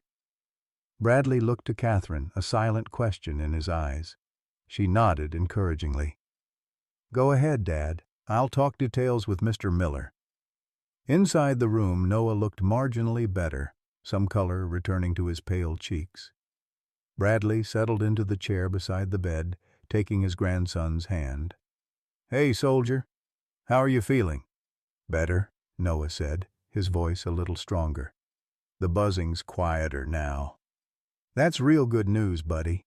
Noah studied his grandfather's face with surprising intensity. "Are you mad at Mr. Harris for making me sick?" Bradley hesitated, unsure how to answer. "I'm disappointed and sad. Mr. Harris was my friend for a long time, and friends shouldn't hurt each other or their families." Why did he do it? The simple question from a child cut through all the complexity of the situation. He's sick, Noah. Not like you're sick in your body, but sick in his thinking. He got hurt a long time ago, and instead of healing, he just got angrier and angrier until he wanted to hurt other people too. Noah considered this with the solemn thoughtfulness that had always seemed beyond his years. "Like when Danny Russell pushed me at school and I wanted to push him back harder?" "Something like that," Bradley agreed. "Except Mr. Harris never learned what you already know, that hurting others back just makes everything worse, not better." "Will I have to see him again?" A flicker of fear crossed Noah's face. "No, buddy. Mr. Harris is going to prison for what he did. He can't hurt you or anyone else anymore." Noah relaxed visibly. "Good." He was quiet for a moment, then asked, "Grandpa, are we going to live with Aunt Katie now?" The question caught Bradley off guard. "Why do you ask that?" "I heard you talking about money and doctors and stuff." Noah's perceptiveness continued to surprise him. "And Aunt Katie has a real house, not a cabin, with heat that works all the time." Bradley swallowed hard. "Would you like that? Living with Aunt Katie?" Noah shrugged slightly. "Her house is nice, and she has that big telescope we could use to see the stars better." He squeezed Bradley's hand. "But you'd come too, right? You wouldn't stay in the cabin all alone?" The simple question broke something open in Bradley's chest, a dam of pride and stubbornness that had held for decades. "I don't know what's going to happen yet, buddy. But I promise you this, whatever happens, we're going to be together, one way or another." Noah seemed satisfied with this answer, his eyelids growing heavy again. "Don't leave while I'm sleeping, okay?" "I'll be right here," Bradley promised. "Not going anywhere." As Noah drifted off, Bradley remained by his side, watching the gentle rise and fall of his grandson's chest. For the first time since James's death, he allowed himself to consider a different future than the isolated existence he'd created, one where he wasn't solely responsible for everything, where accepting help wasn't the same as surrendering. Outside the room, Catherine was deep in conversation with Robert Miller, Dr. Parker, and Sheriff Mercer. She looked up as Bradley emerged, her expression cautiously hopeful. "How is he?" "Resting. Asking questions. Worrying about me instead of himself." Bradley shook his head in wonder. "He's so much like James, sometimes it hurts to look at him." Catherine's eyes softened. "James had your strength, Dad. And so does Noah." Bradley turned to Robert Miller. "This petition you mentioned, for Noah's medical expenses. What do you need from me?" "Your consent, primarily. As Noah's legal guardian, you'd need to authorize me to act on his behalf." "And Catherine? Where does she fit in?" Robert glanced at Catherine. "Mrs. Harrison has offered to serve as a co-petitioner given her status as Noah's aunt and her willingness to provide a stable home environment during his recovery. It strengthens our case for emergency relief." Bradley nodded slowly. "Do it, whatever helps Noah." "There's something else," Catherine said hesitantly. "Mr. Miller thinks we should consider a civil suit against not just Sullivan, but the entire network, for all the victims." "A class action?" Bradley asked. "Potentially," Robert confirmed. "The more victims we can identify and represent, the stronger our position. And from what Sheriff Mercer tells me, there could be hundreds." "All those old soldiers," Bradley murmured. "Trusting Harris just like I did, thinking he was one of us." "He was preying on that trust," Sheriff Mercer said, "using shared experiences as a weapon. It's not your fault you didn't see through him, Bradley." "Maybe not," Bradley conceded, "but I can help make it right now. For Noah and for all of them." He turned to Robert. "What do you need from me?" "Everything you remember about Sullivan's operation. Names of other veterans who might have purchased his remedies. Your Vietnam journals, if you're willing to share them, they provide crucial evidence about the origin of these compounds." Bradley's jaw tightened. "Those journals, they contain things I've never told anyone. Things about the war, about what we did and what was done to us." "I understand," Robert said gently. "And you can redact anything that's not relevant to this case. But the technical information about the experiments could be crucial to helping other victims, and to proving Sullivan's criminal intent." A nurse approached the group. "Excuse me, Dr. Parker? The toxicology lab is on the phone. They say it's urgent. Something about the antidote formula." As Dr. Parker hurried away, Bradley turned to Catherine. "I need to ask you something, and I need an honest answer. When Noah recovers enough to leave the hospital, are you really prepared to take us both in? An old, stubborn man with nightmares, and a boy who might need years of special care." Catherine met her father's gaze directly. "I've been waiting 8 years to bring my family back together, Dad. However broken, however complicated, you're still my family. Even after everything?" "Especially after everything." Catherine's voice broke slightly. "Life's too short and too precious to waste on old grudges. If this situation has taught us anything, it's that." Their conversation was interrupted by Dr. Parker's return. Her expression was difficult to read, a mixture of excitement and caution. "The toxicologists believe they've synthesized an enhanced version of the antidote from Bradley's journal," she announced. "It's showing remarkable effectiveness in neutralizing the compound in lab tests." "Can you use it on Noah?" Catherine asked. It's experimental, Dr. Parker cautioned. We'd need emergency approval and there are risks. What kind of risks? Bradley demanded. Side effects we can't fully predict, but the potential benefits are significant, possibly preventing long-term neurological damage if administered soon enough. Bradley and Catherine exchanged glances, an unspoken communication passing between them. Do it, they said in unison.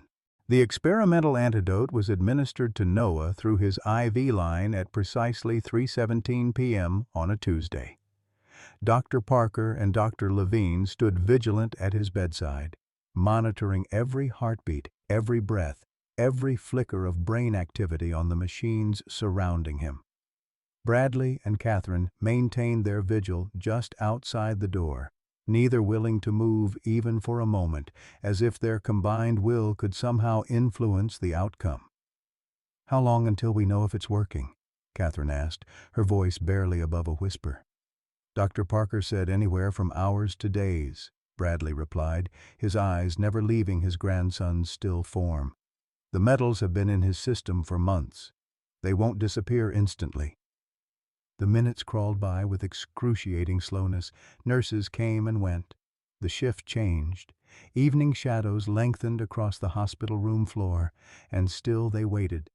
It was nearly midnight when Noah stirred, his eyelids fluttering open. "Grandpa?" he called, his voice stronger than it had been since his admission. Bradley was at his side in an instant, Catherine right behind him. "I'm here, buddy. Right here." Noah's eyes seemed clearer, more focused. "The buzzing stopped," he said with wonder in his voice. "It's quiet in my head now." Dr. Parker, summoned by the night nurse, arrived to find the family clustered around the bed. She checked Noah's vital signs, examined his pupils, and reviewed the monitor readings. "Remarkable," she murmured.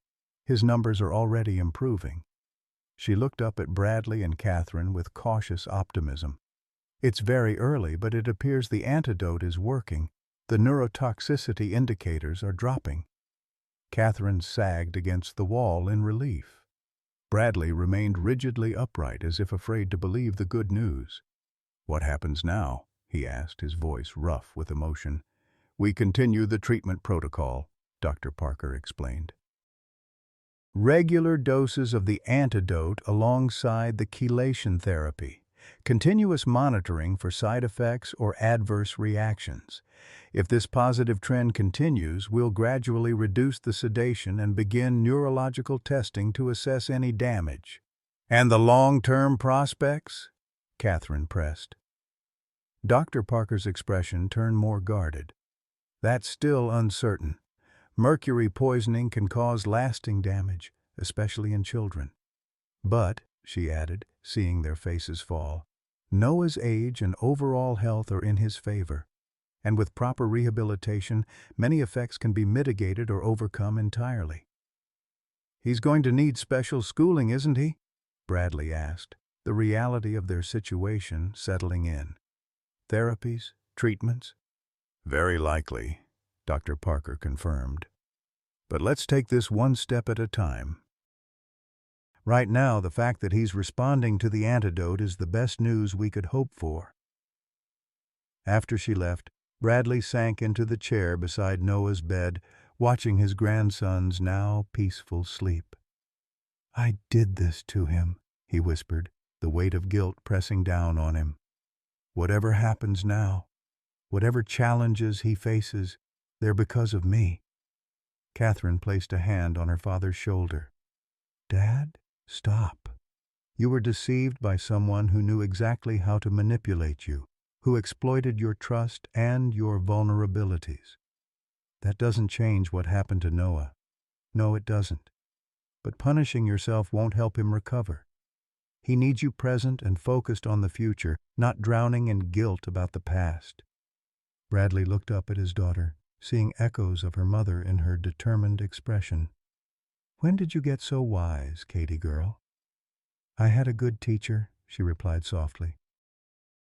"A stubborn old soldier who taught me that when you make a mistake, you don't waste time on regrets. You fix it and move forward." A ghost of a smile touched Bradley's lips. Your mother always said I was better at giving advice than taking it. Then maybe it's time to prove her wrong. Their quiet conversation was interrupted by Sheriff Mercer, who appeared at the door with Robert Miller. Sorry to disturb you, Mercer said, taking in the scene. How's Noah doing? Better, Catherine replied. The antidote seems to be working. Relief crossed both men's faces. That's wonderful news, Robert said, and potentially very significant for our case. What do you mean? Bradley asked. The effectiveness of the antidote derived from your Vietnam journal provides a direct link between Sullivan's compounds and the military experiments. It proves he was deliberately recreating those formulas, not just mixing random toxic substances. Sheriff Mercer nodded. It strengthens the criminal case substantially. And, he added, it may help identify other victims who could benefit from the same treatment. Have you found more? Catherine asked. 10 more confirmed cases since yesterday, all across New England, most elderly veterans, but 3 other children.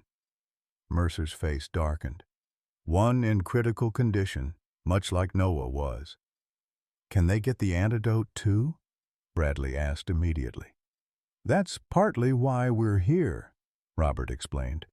The hospital's ethics committee has granted emergency approval to share the antidote formula with other medical facilities treating similar cases, but they need your permission as the source of the original formula. Bradley looked confused. My permission? Why would they need that? The journal is your property, Robert explained. Technically, the information it contains belongs to you. That's ridiculous, Bradley scoffed. If it can help those people, use it. I don't want any credit or compensation or whatever you're thinking. It's not about compensation, Robert clarified. It's about legal protection. By formally granting permission, you protect yourself from any potential liability if the treatment has unexpected effects. Bradley waved a dismissive hand. Fine. Whatever paperwork you need, I'll sign it. Just get that antidote to those people. As Robert produced the necessary documents, Sheriff Mercer moved closer to the bed, studying Noah's sleeping face. He looks better already, he observed. Amazing how resilient kids can be. Too resilient sometimes, Bradley murmured. They adapt to things no child should have to endure, and we mistake their adaptation for wellness. The sheriff gave him a searching look. That's a profound observation, Bradley. Nothing profound about it, just the wisdom of mistakes. Bradley signed the papers Robert offered without reading them. There. Now get that treatment to those other victims. There's one more thing, Sheriff Mercer said, his tone shifting. Harris Sullivan is asking to speak with you. Bradley's head snapped up. With me? Why? He won't say, only that he has information about the program that he'll share only with you. It's a manipulation tactic, Catherine interjected. He's trying to reassert control over you, Dad. Don't fall for it. Or, Mercer countered gently, he might have information that could help other victims. Sullivan was the medic for your unit, correct? He might know details about the experiments that weren't in your journal. Bradley's face hardened. And why would he suddenly want to help now? Self-interest, Robert suggested. Cooperation could potentially reduce his sentence. Or perhaps seeing the consequences of his actions, children in critical condition, has penetrated even his twisted worldview. Bradley looked at Noah, peacefully sleeping, his color improving by the hour.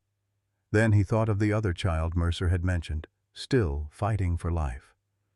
When and where? Dad, no, Catherine protested. If there's even a chance he knows something that could help those other victims, I have to try. Bradley's voice was firm. I've spent decades running from the past, Katie. Maybe it's time I faced it instead. Sheriff Mercer nodded. He's being held at the county jail. I can arrange a supervised meeting tomorrow morning. I'll be there, Bradley promised. After Mercer and Robert left, Catherine confronted her father. This is a mistake. Harris Sullivan is dangerous, maybe not physically, but psychologically. He manipulated you once. He'll try to do it again. I'm not the same man he manipulated before, Bradley replied. I know what he is now. And I'm not going alone. Sheriff Mercer will be there. Then I'm coming too, Catherine declared. Bradley started to protest, then reconsidered. Maybe that's not a bad idea. Sullivan never met you as an adult. He won't have prepared for you. Exactly. And unlike you, I have no emotional connection to him. I can see through whatever game he's playing. They settled back into their vigil beside Noah's bed. The night deepened around them, but neither felt inclined toward sleep. Too much had happened, and too much remained uncertain. Dad, Catherine said after a long silence, when this is all over, when Noah's stable enough to be moved, I want you both to come to Vermont, not just for a visit, but to stay. Bradley tensed. Katie, just hear me out. My house has 3 bedrooms. The school district has excellent special education programs if Noah needs them. There's a VA medical center 20 minutes away for your care. And you wouldn't be a burden or a guest. You'd be family, rebuilding together. And the cabin? My home? Keep it, Catherine said simply. Use it for vacations, hunting trips when Noah's older. But Dad, be honest. That place isn't suitable for raising a child. It barely keeps the elements out in winter. Bradley couldn't argue with that. The cabin had been a deliberate choice after James died, a retreat from a world that seemed too bright, too loud, too normal to bear without his son in it. But it had never been meant as a permanent home, especially not for a growing boy. I'll think about it, he conceded. But Noah's recovery comes first, one step at a time. Fair enough, Catherine agreed, recognizing the concession for the monumental shift it represented in her father's thinking. Morning arrived with pale sunlight filtering through the hospital blinds. Noah woke fully alert for the first time since his admission, asking for water, and then, to everyone's delight, food. Hungry is good, Dr. Parker noted, checking his vital signs. Very good indeed. The neurologist, Dr. Levine, arrived to conduct a basic assessment. He had Noah follow his finger with his eyes, tested his grip strength, asked simple questions about time and place. Remarkable improvement, he concluded, though we'll need more comprehensive testing to assess any subtle deficits. But he's going to be okay? Bradley pressed. No permanent damage? Dr. Levine's expression turned cautious. It's still too early to make such definitive statements. The human brain is incredibly complex, and mercury affects it in unpredictable ways. Some effects might not become apparent until Noah returns to normal activities, school, sports, social interactions. But the fact that he's responding so well to the antidote is a very positive sign, Dr. Parker added, seeing Bradley's crestfallen expression. We have every reason to be optimistic about his recovery. As the doctors continued their rounds, Bradley prepared to leave for his meeting with Sullivan. He bent over Noah's bed, smoothing back a lock of hair from his forehead. I have to go out for a little while, soldier. Aunt Katie will stay with you. Where are you going? Noah asked, his perceptiveness unchanged by his ordeal. Bradley hesitated, then opted for a version of the truth. I need to talk to Mr. Harris to make sure he can't hurt any other children. Noah's expression turned solemn. Be careful, Grandpa. Mr. Harris tells lies that sound like truth. The simple wisdom from his grandson's lips struck Bradley like a physical blow. When did you get so smart, buddy? Noah shrugged. You always say to listen to what people do, not what they say. Mr. Harris said his medicine would make me better, but it made me feel worse every time. That's how I knew it was a lie. Bradley swallowed hard against the emotion rising in his throat. I'll remember that, and I'll be back before you know it. Sheriff Mercer was waiting in the hospital lobby, his cruiser parked outside. The drive to the county jail took 20 minutes, during which Bradley and Catherine sat in tense silence, each preparing in their own way for the confrontation ahead. The county jail was a modern facility, all concrete and steel, with none of the Gothic intimidation of older prisons. Sullivan was being held in a maximum security wing, reflecting the seriousness of the charges against him. "Remember," Sheriff Mercer cautioned as they were led through security, "he's likely to try to manipulate the conversation. Stay focused on getting information that could help the other victims." Bradley nodded grimly. "I've known Harris Sullivan for 50 years, Sheriff. I know his tricks." "You knew the man he pretended to be?" Catherine corrected softly. "This is your first meeting with who he really is." The interview room was stark. A metal table bolted to the floor, 3 chairs, fluorescent lighting that cast harsh shadows. Sullivan was already seated when they entered, his hands cuffed to a ring on the table. He looked smaller somehow, diminished by the orange jumpsuit and the sterile surroundings, but his eyes were as sharp as ever. "Bradley," he said, his voice warm as if greeting an old friend. Then his gaze shifted to Catherine, and something like unease crossed his face. "And this must be little Katie, all grown up now." "It's Catherine," she replied coolly. "And I'm not here for pleasantries. You have information that could help other victims of your poisoning scheme. Either share it, or we're leaving." Sullivan's expression hardened momentarily before smoothing into a practiced smile. "Direct, just like your father. Please, sit down." "I do indeed have information to share." Bradley and Catherine took the seats across from him, Sheriff Mercer remaining standing by the door. "How's Noah?" Sullivan asked, his tone solicitous. "I was distressed to hear about his condition. Children should never suffer for the sins of their elders." "Spare me the concerned act," Bradley growled. "You poisoned my grandson. Deliberately." Sullivan shook his head sadly. "A regrettable miscalculation. The formula was meant for veterans, men who had volunteered for service, who understood the risks. I never intended for it to reach children." "Yet you sold it to Bradley knowing he was raising his grandson," Catherine pointed out. "You saw Noah at veterans events. You knew exactly who would be exposed to your remedy." "A fair point," Sullivan conceded with unsettling ease. "Perhaps my desire for justice blinded me to collateral damage."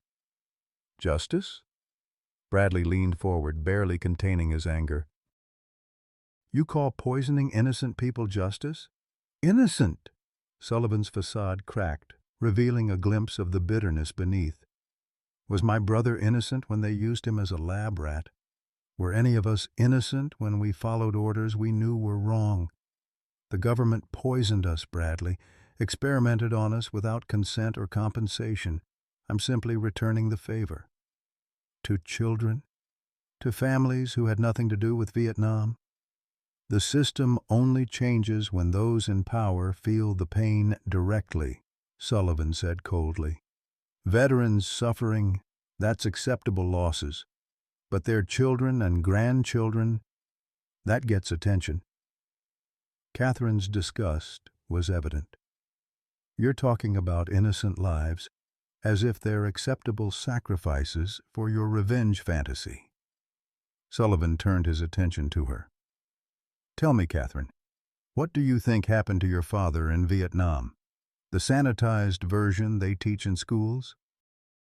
"Men, like your father and me, were used as test subjects for experimental compounds, drugs to enhance performance, vaccines against biological weapons, treatments for combat injuries. Some worked, many didn't. And when the war ended, they buried the records and abandoned us to deal with the aftermath."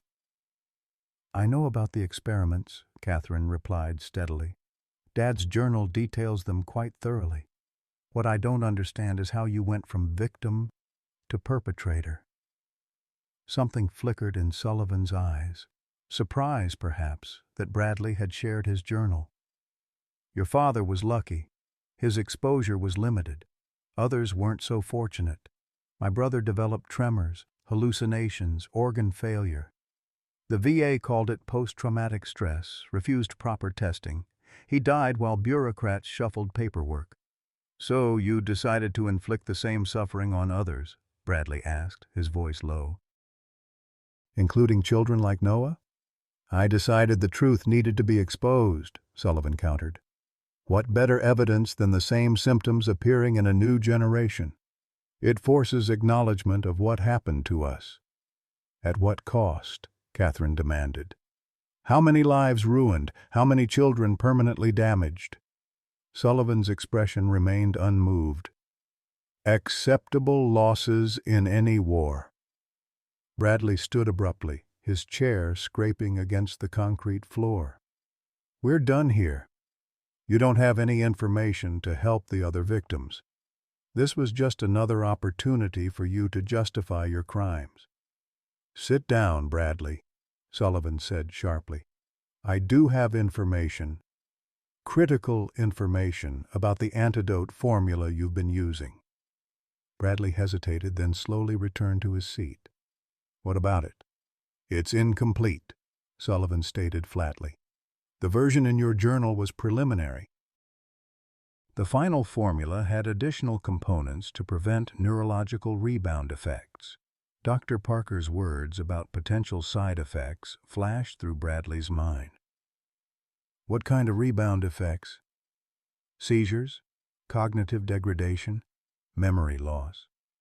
The very symptoms you're trying to prevent could return worse than before without the complete formula." "And you have this complete formula?" Catherine asked skeptically. "I do. It's part of my research archives. Archives your Sheriff Mercer hasn't located in his searches." Sheriff Mercer stepped forward. "Where are these archives, Sullivan?" Sullivan smiled thinly. "That's my bargaining chip, isn't it? Information that could save lives in exchange for consideration in my case." "You son of a bitch," Bradley breathed. "You're using sick children as leverage?" "I prefer to think of it as ensuring my cooperation is appropriately valued," Sullivan replied calmly. "I'm facing multiple life sentences, Bradley." "Can you blame me for seeking some mitigation?" "Actually, yes," Catherine snapped. "I can absolutely blame you for trying to benefit from the suffering you've caused." Sullivan leaned back as much as his restraints would allow. "Righteous indignation is a luxury of the uninvolved, my dear. Your father understands the moral complexities of survival. Don't you, Bradley?" Bradley stared at his former friend, seeing clearly for the first time the darkness that had always lurked beneath the camaraderie they'd shared. "There's nothing complex about what you've done, Harris. You're not a revolutionary or a truth-teller. You're just a bitter old man who couldn't bear his pain, so he spread it to others instead." Sullivan's composed expression faltered. "You, of all people, should understand, after what they did to us." "I understand loss," Bradley interrupted. "I understand pain. My son died serving the same country that failed us after Vietnam. But I never used that as an excuse to hurt innocent people." He stood again. "We're done here." "The antidote formula," Sullivan called as they turned to leave. "Without the complete version, those children could suffer permanent damage." Bradley paused at the door. "Then, for once in your life, do the right thing. Give Sheriff Mercer the location of your archives, no conditions attached." "And receive nothing in return?" Sullivan laughed bitterly. "That's not how the world works, Bradley. You know that better than most." "No, Harris. That's how your world works.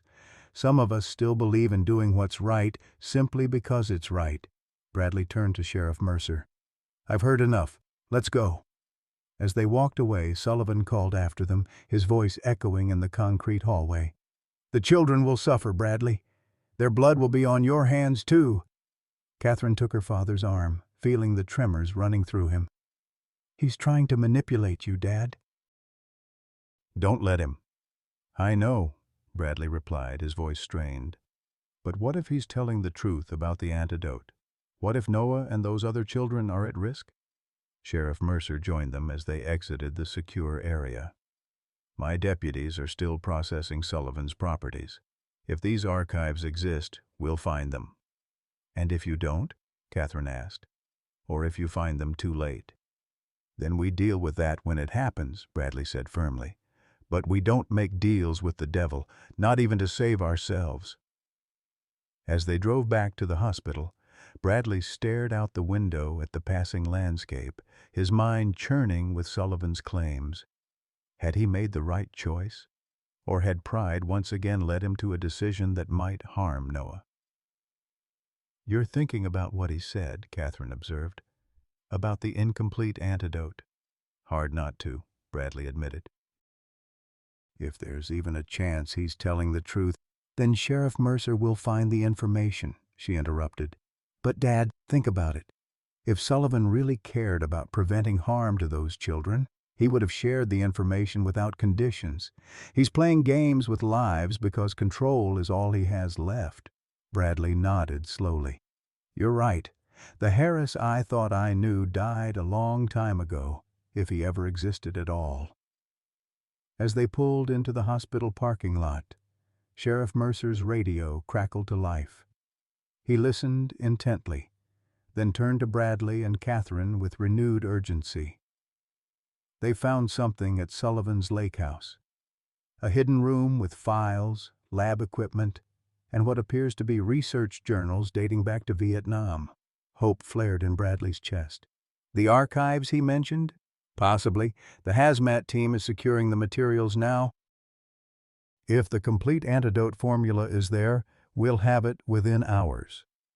For the first time in days, Bradley felt the crushing weight of guilt lift slightly from his shoulders. Perhaps, despite everything, something good might yet come from this nightmare. Not just Noah's recovery, but help for all the other victims of Sullivan's twisted revenge. But as they entered the hospital, that fragile hope was shattered by the sound of alarms blaring from Noah's room and medical personnel rushing toward the commotion. "Code Blue, Pediatric ICU," a voice announced over the intercom. "Code Blue." Bradley's world narrowed to a single point of focus as he ran toward Noah's room, his heart pounding in his ears. The hospital corridor seemed to elongate before him, stretching impossibly as medical staff rushed past in a blur of scrubs and urgent voices. Catherine kept pace beside him, her face pale with terror. They reached the doorway just as Dr. Parker barked orders to the team surrounding Noah's bed. The boy's small body arched in seizure, monitors screaming their warnings as a nurse administered medication through his IV line. "What's happening?" Bradley's voice cracked with fear. A nurse intercepted them before they could enter. "You need to wait outside. The doctors need room to work." "That's my grandson!" Bradley tried to push past her, but Catherine caught his arm. "Dad, let them help him," she pleaded, her own voice trembling. "We'll only be in the way." Forced to watch through the window, they witnessed the controlled chaos of emergency medicine, the practiced precision of professionals fighting to stabilize a patient in crisis. Dr. Levine arrived, immediately taking charge and calling for additional medication. Long minutes passed, each second an eternity, until finally, mercifully, the alarms quieted and Noah's body relaxed. Dr. Parker emerged, her scrubs dampened with sweat, exhaustion evident in the slump of her shoulders. "He's stable," she said without preamble, knowing it was the only information that mattered in that moment. "The seizure was severe, but we've got him sedated now." "What happened?" Catherine asked. "He was improving." "It appears to be what we call a rebound effect," Dr. Parker explained, leading them to a quiet consultation room. "Sometimes, when toxins are removed too quickly, it can trigger neurological instability. Think of it as the brain recalibrating after being under chemical stress." Bradley sank into a chair, Sullivan's warning echoing in his mind. "He said this would happen. Sullivan warned us the antidote formula was incomplete." Dr. Parker's brow furrowed. "You spoke with Sullivan?" "This morning," Sheriff Mercer confirmed, joining them. He claimed the antidote in Bradley's journal was preliminary, missing components that would prevent these exact symptoms. "And you believe him?" Dr. Parker asked, skepticism evident in her tone. "I don't know what to believe anymore," Bradley admitted. "But his archives have been found. If there is a complete formula, we'll know soon." Dr. Parker nodded briskly. "In the meantime, we've adjusted Noah's medication to prevent further seizures.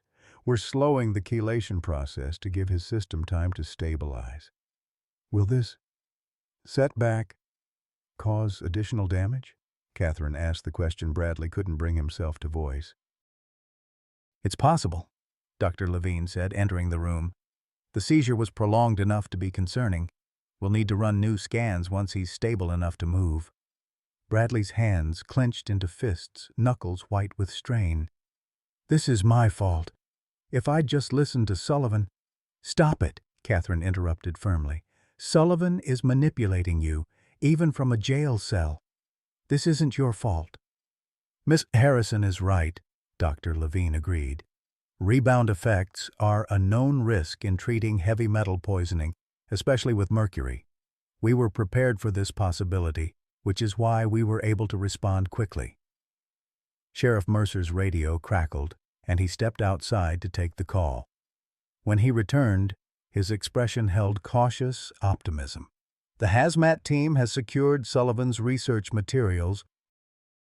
They found what appears to be documentation of the complete antidote formula, along with clinical notes from the original military trials."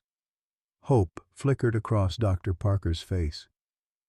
"How soon can we get that information?" "They're scanning the documents now. Should have them transmitted within the hour. I'll alert the toxicology lab to stand by," Dr. Parker said, already moving toward the door.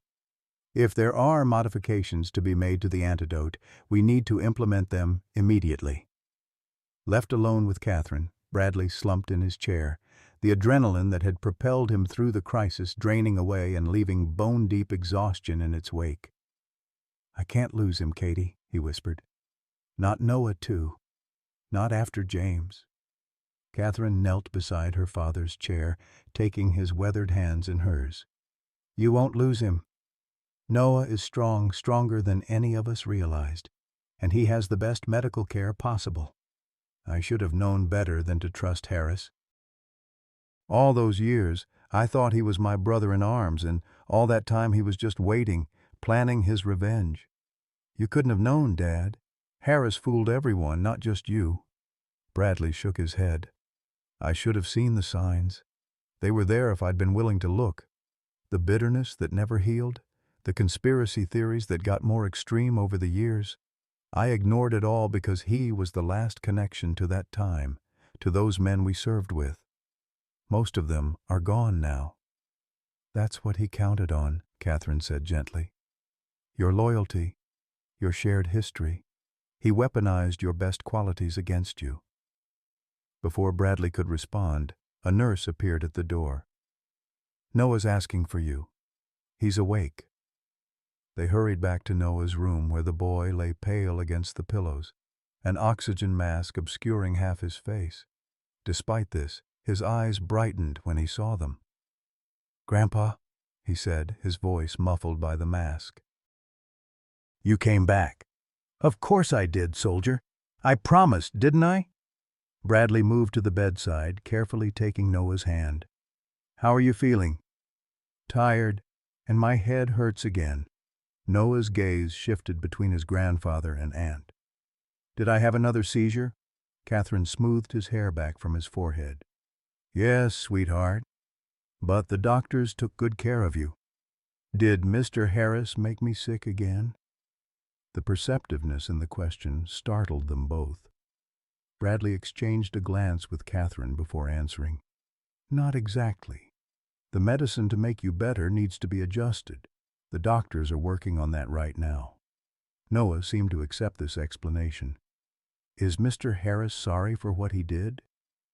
The simple question, asked with a child's directness, pierced Bradley's heart. How to explain the complexity of bitterness, revenge, and moral corruption to an 8-year-old? "I don't think he is, buddy," Bradley answered honestly. Sometimes people get so hurt and angry that they lose sight of right and wrong. They convince themselves that hurting others is justified. "Like bad guys in movies?" Noah asked. "Something like that.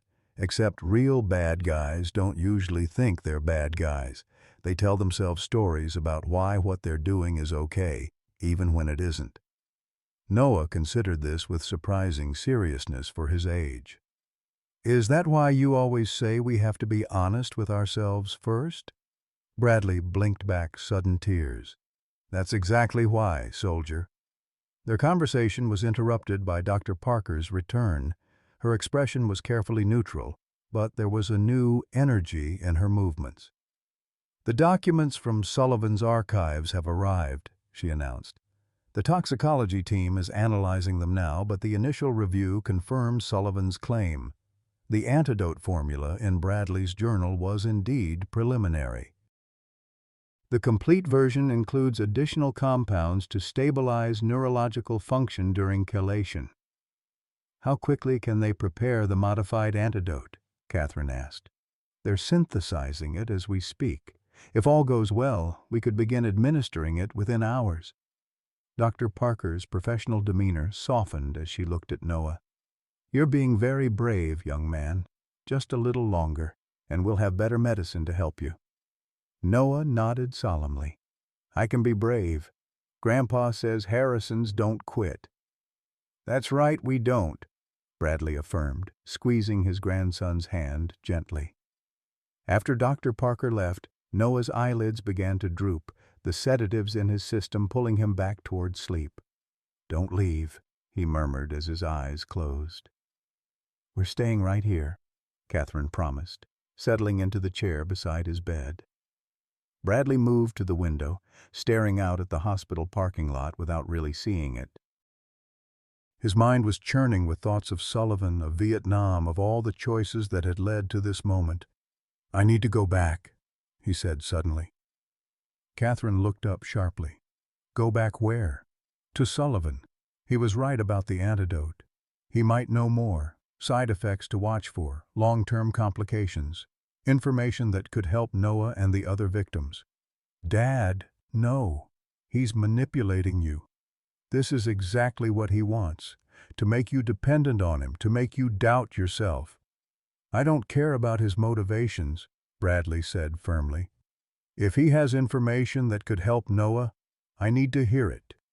And if he demands something in exchange, some concession for his case," Bradley's jaw tightened, "then I'll deal with that when it happens." "At least wait until we know if the modified antidote works," Catherine pleaded. "There's no point in giving Sullivan more leverage if we don't need the information." After a moment's consideration, Bradley nodded. "All right. We'll wait." The hours crawled by with excruciating slowness. Noah slept fitfully, occasionally stirring with small whimpers of discomfort.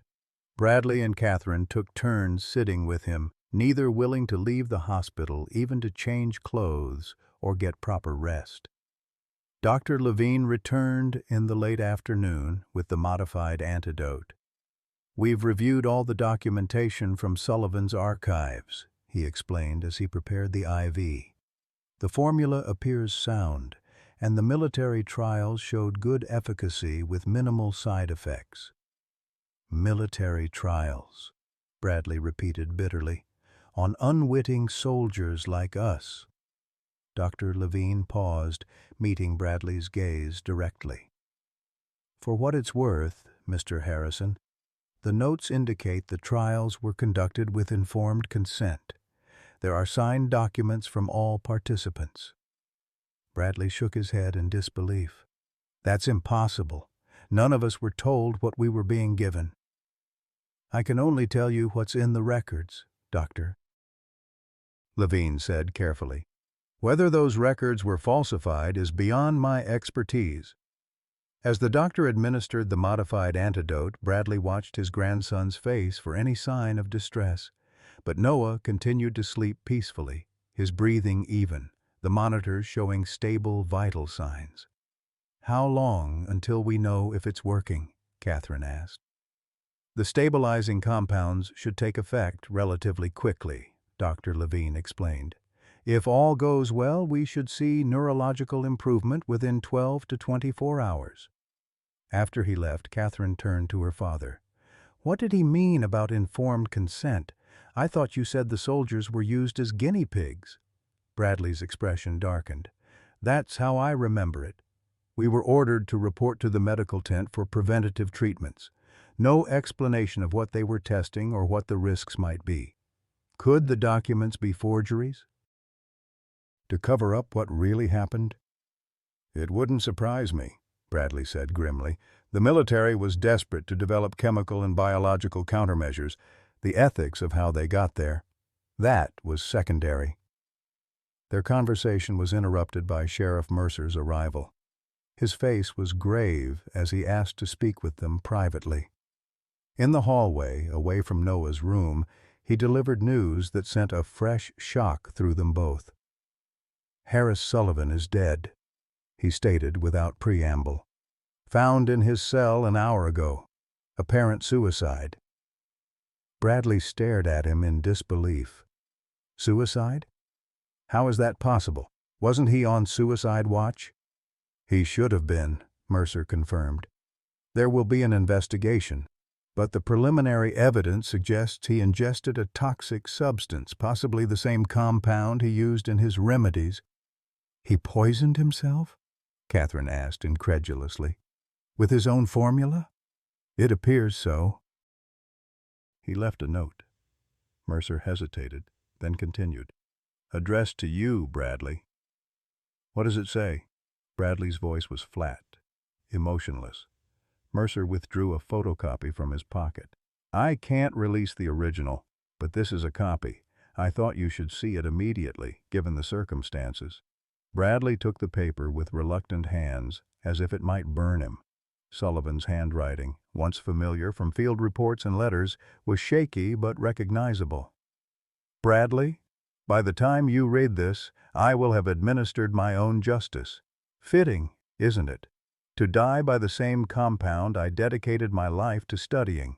The complete antidote formula is in my archives. It will save your grandson and the others, if administered in time. Consider it my final act of mercy, one you never received from the government that betrayed us. What I didn't tell you in our meeting, the long-term effects of the original compound are cumulative. Every dose you received in Vietnam is still in your system, Bradley. In your bones, your tissues, your brain.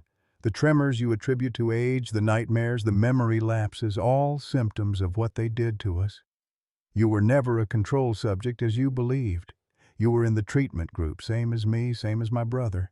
The only difference is that I recognized the truth while you embraced denial. The consent forms Dr. Weaver made us sign. They weren't for routine vaccinations. Read your own journal more carefully. The evidence was always there, hidden in plain sight. My vengeance is complete. The truth is exposed. Let history judge who the real criminals were." Harris Bradley's hands trembled as he finished reading. "He's lying," he said, but uncertainty clouded his voice. "He has to be lying." Sheriff Mercer looked uncomfortable. "The thing is, Bradley, we found your service records in Sullivan's archives. And medical files. Yours, his, dozens of others from your unit. They appear to confirm parts of what he's claiming." "What parts?" Catherine asked sharply. "That Bradley and others received experimental compounds without full disclosure of the risks. The consent forms exist, but they're vague, describing preventative treatments without specifics." Bradley sank into a nearby chair, the letter clutched in his hand. "All these years, I thought I was one of the lucky ones, that I'd escaped what happened to so many others." "Dad, this doesn't change anything," Catherine insisted. "Even if what Sullivan wrote is true, which we don't know for certain, it doesn't justify what he did to Noah or the others."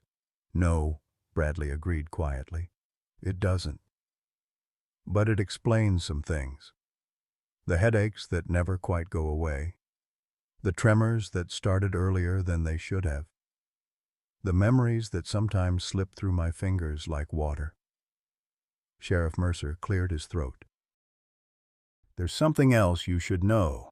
Sullivan's archives contain research on long-term treatment protocols for veterans exposed to these compounds, treatments the VA never implemented. Bradley laughed bitterly. Of course they didn't. Acknowledging the treatments would mean admitting what they did in the first place. The point is, Mercer continued, that information could help you and others from your unit.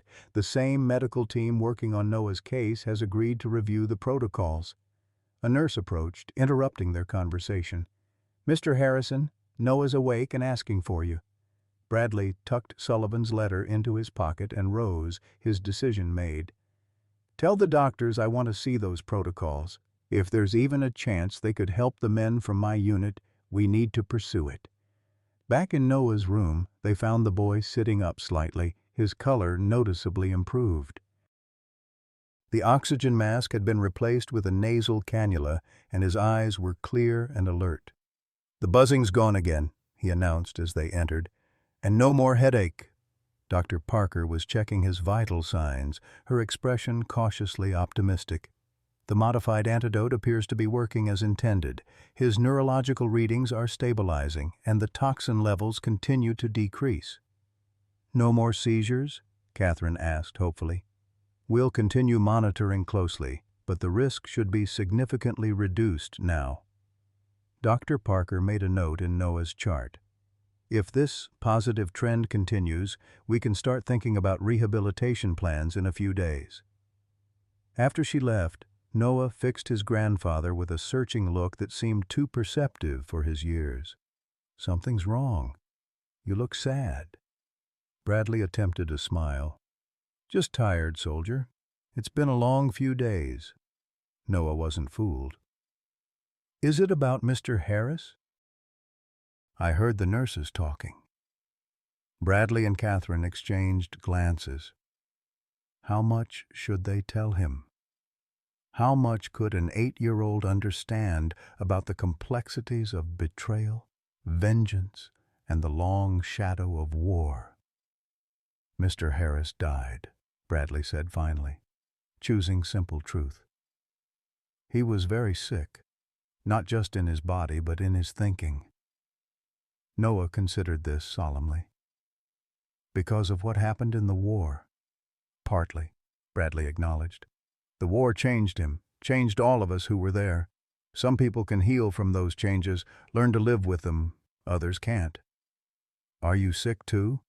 From the war?" The question, asked with a child's directness, struck Bradley to the core. "I might be," he admitted, "but not like Mr. Harris was.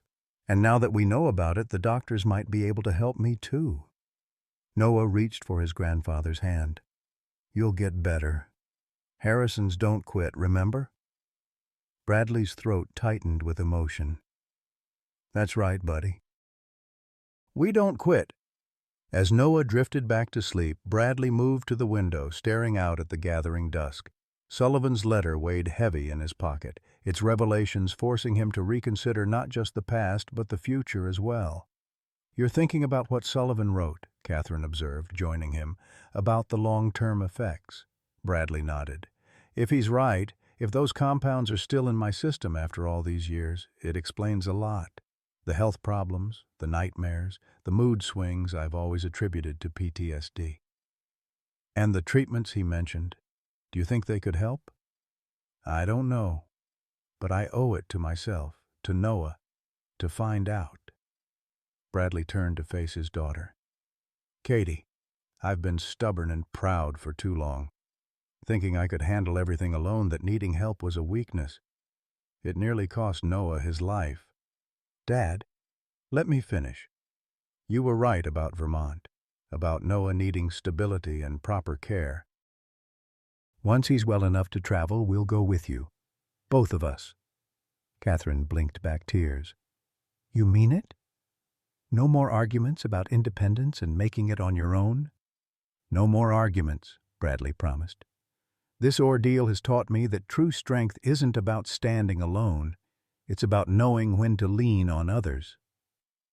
As they stood together in the quiet hospital room, watching Noah sleep peacefully for the first time in days, Bradley felt something he hadn't experienced in years: hope. Not the desperate hope of a man clinging to the past, but the quiet, steady hope of someone finally ready to embrace the future, whatever it might bring. Sullivan was gone, taking his bitterness and vengeance with him. But he had left behind one unintended legacy: the truth. And with that truth came the possibility of healing, not just for Noah, but for Bradley and all the others who had carried the invisible wounds of Vietnam for decades. "We're going to be okay," Catherine said softly, as if reading his thoughts. "All of us." Bradley nodded, allowing himself to believe it. "Yes," he said, "I think we are." 3 months later, the Vermont autumn painted the landscape in brilliant hues of red, orange, and gold. The Harrison family had settled into Catherine's colonial-style home on the outskirts of Burlington, where large windows captured the splendor of the changing seasons and let sunlight flood the rooms even on chilly days. Noah sat at the kitchen table, his tongue poking slightly from the corner of his mouth as he concentrated on the worksheet before him. His recovery had progressed steadily, though not without challenges. The neurological damage from the mercury poisoning had left its mark: occasional tremors in his right hand, some difficulty with concentration, and sensitivity to loud noises. But with twice-weekly occupational therapy and the special education resources at his new school, he was making remarkable progress. "Need any help with that math, buddy?" Bradley asked, setting a glass of milk beside his grandson's papers. Noah shook his head, determination evident in his furrowed brow. "Mrs. Abernathy says I should try on my own first, then ask for help if I get stuck." Bradley smiled, settling into the chair across from him. At 65, he looked healthier than he had in years. The treatments derived from Sullivan's research archives, a modified chelation therapy combined with specialized nutrients, had helped reduce the tremors and memory lapses that had plagued him.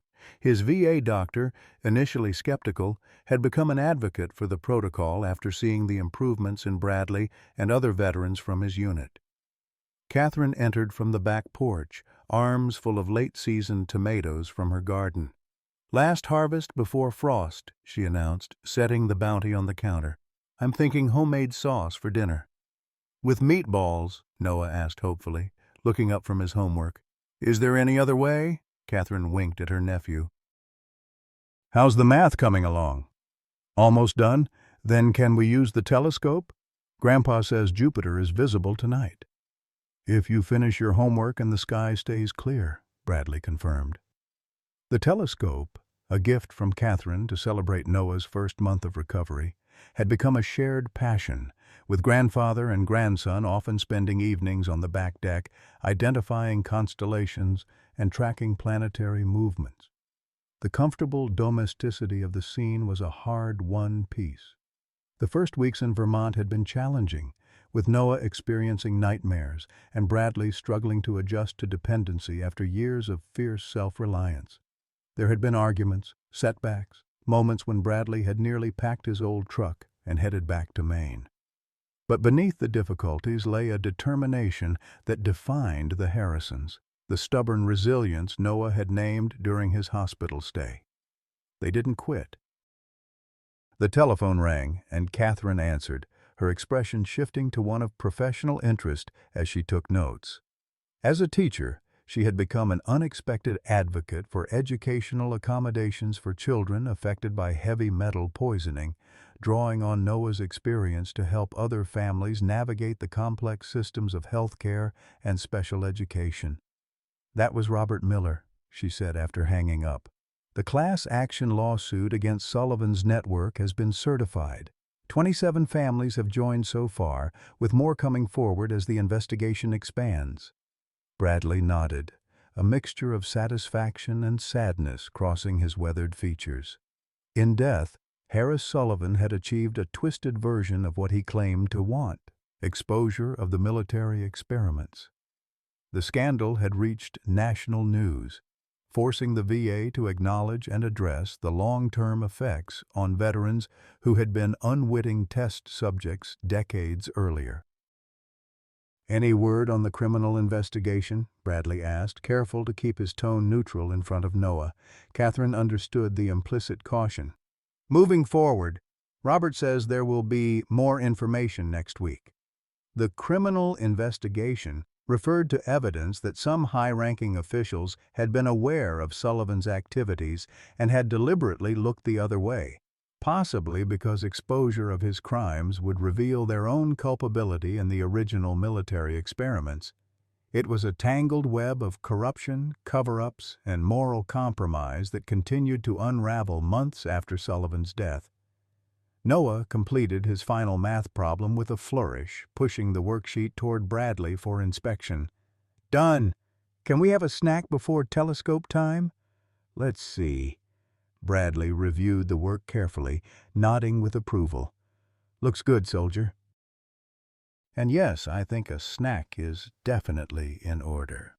As Noah hurried to the pantry, Catherine caught her father's eye. "You're looking better today. How was therapy this morning?" Bradley had initially resisted the suggestion of psychological counseling, viewing it as another weakness to overcome alone. But the nightmares had persisted, and his anger, directed not just at Sullivan, but at the system that had created him, had threatened the fragile peace of their new life together. "Good," he admitted. "Dr. Winters has me trying this new technique, writing letters to the people I'm angry with, not to send, just to get the thoughts out. Sounds like new age nonsense, but—" he shrugged. "It seems to help." "I'm glad," Catherine said simply. Knowing better than to push for more, her father's journey toward healing was his own, with steps forward and occasional steps back. Her role was to provide space for that journey, not to direct it. The doorbell rang, surprising them all. They weren't expecting visitors, and in their months in Vermont, they'd maintained a certain privacy, protective of Noah's recovery and their family's healing process. "I'll get it," Catherine offered, wiping her hands on a dish towel. She returned moments later, accompanied by Sheriff Thomas Mercer, still in his uniform despite being hundreds of miles from his jurisdiction. "Sheriff Mercer?" Noah exclaimed, genuine pleasure lighting his face. During his hospital stay, the sheriff had been a steady presence, bringing small gifts and sharing stories that distracted the boy from his discomfort. "Hey there, champ!" Mercer greeted him with a warm smile. "Look at you, growing like a weed and sharp as a tack, I bet." "I'm doing all my schoolwork," Noah confirmed proudly. "And my therapist says my handwriting is getting better every week." "That's what I like to hear." Mercer turned to Bradley, his expression shifting to something more complex. "Sorry to drop in unannounced." "I was in Boston for a law enforcement conference and thought I'd make the detour. Figured this was news better delivered in person." Bradley straightened, instantly alert. "What news?" Catherine glanced at Noah, then back to Mercer. "Noah, why don't you take your snack to the den and work on that science project for a bit? The adults need to talk." Noah looked between them, sensing the sudden tension. "Is it about Mr. Harris?" The perceptiveness that had always characterized the boy hadn't diminished with his recovery. If anything, his experiences had sharpened his awareness of adult undercurrents. Bradley sighed. "Yes, buddy, it is. But nothing for you to worry about, I promise." Noah hesitated, then nodded, gathering his snack and heading to the den. Once he was out of earshot, Bradley turned back to Mercer. "What's happened?" The sheriff settled at the kitchen table, accepting the coffee Catherine offered. "The investigation into Sullivan's network has reached the highest levels of the VA. 3 senior officials have been indicted for obstruction of justice and criminal negligence. They knew about the toxic compounds and chose to ignore the evidence." "Why?" Catherine asked, joining them. "Why protect Sullivan when he was poisoning people?" "Because exposure of his crimes would have revealed their own," Mercer explained.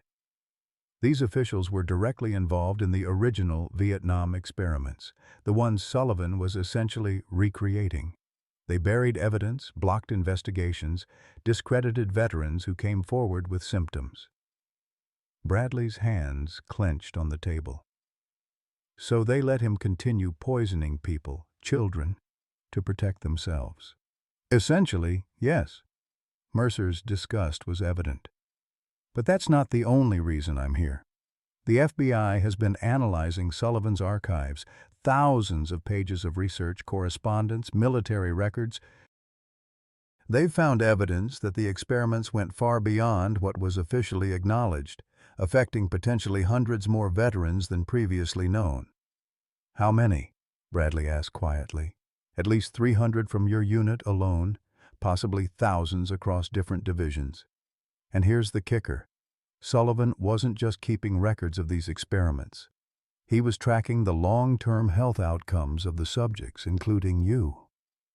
Bradley's face paled. Tracking us? How?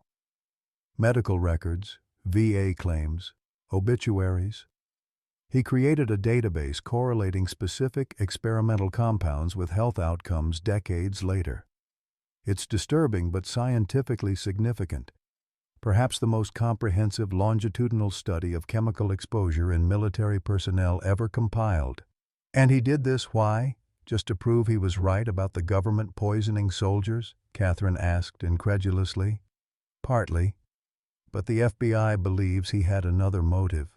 Mercer hesitated. Sullivan wasn't just seeking vengeance. He was continuing the research, using his remedies to test theories about antidotes and treatments on unwitting subjects.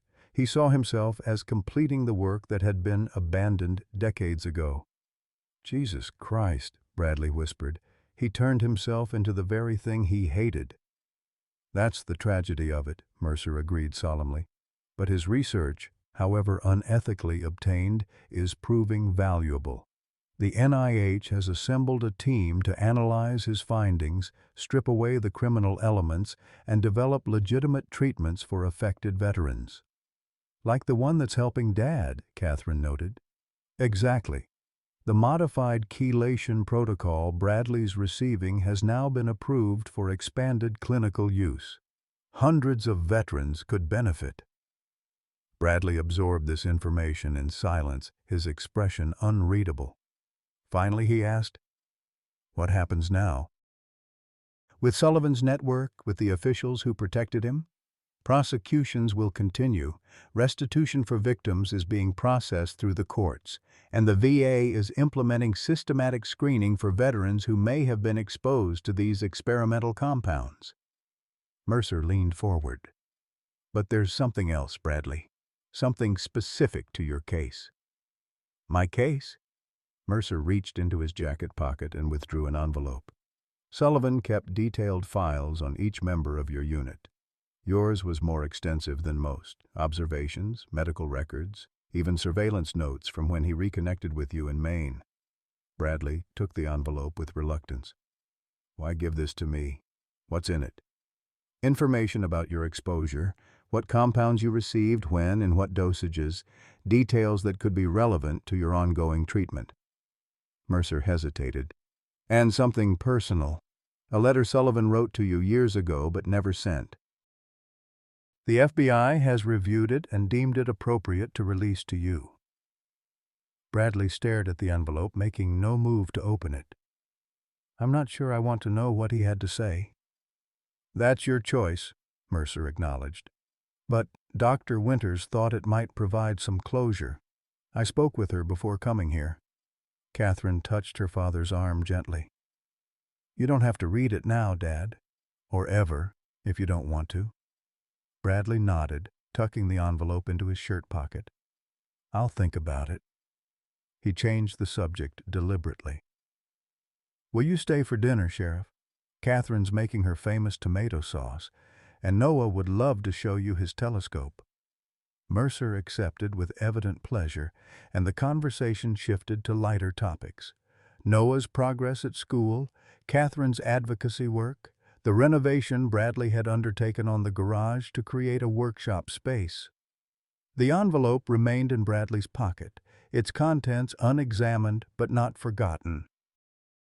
After dinner, as promised, Noah proudly demonstrated his telescope skills, guiding Mercer through the identification of Jupiter and its visible moons. The boy's enthusiasm was infectious, his knowledge impressive for his age.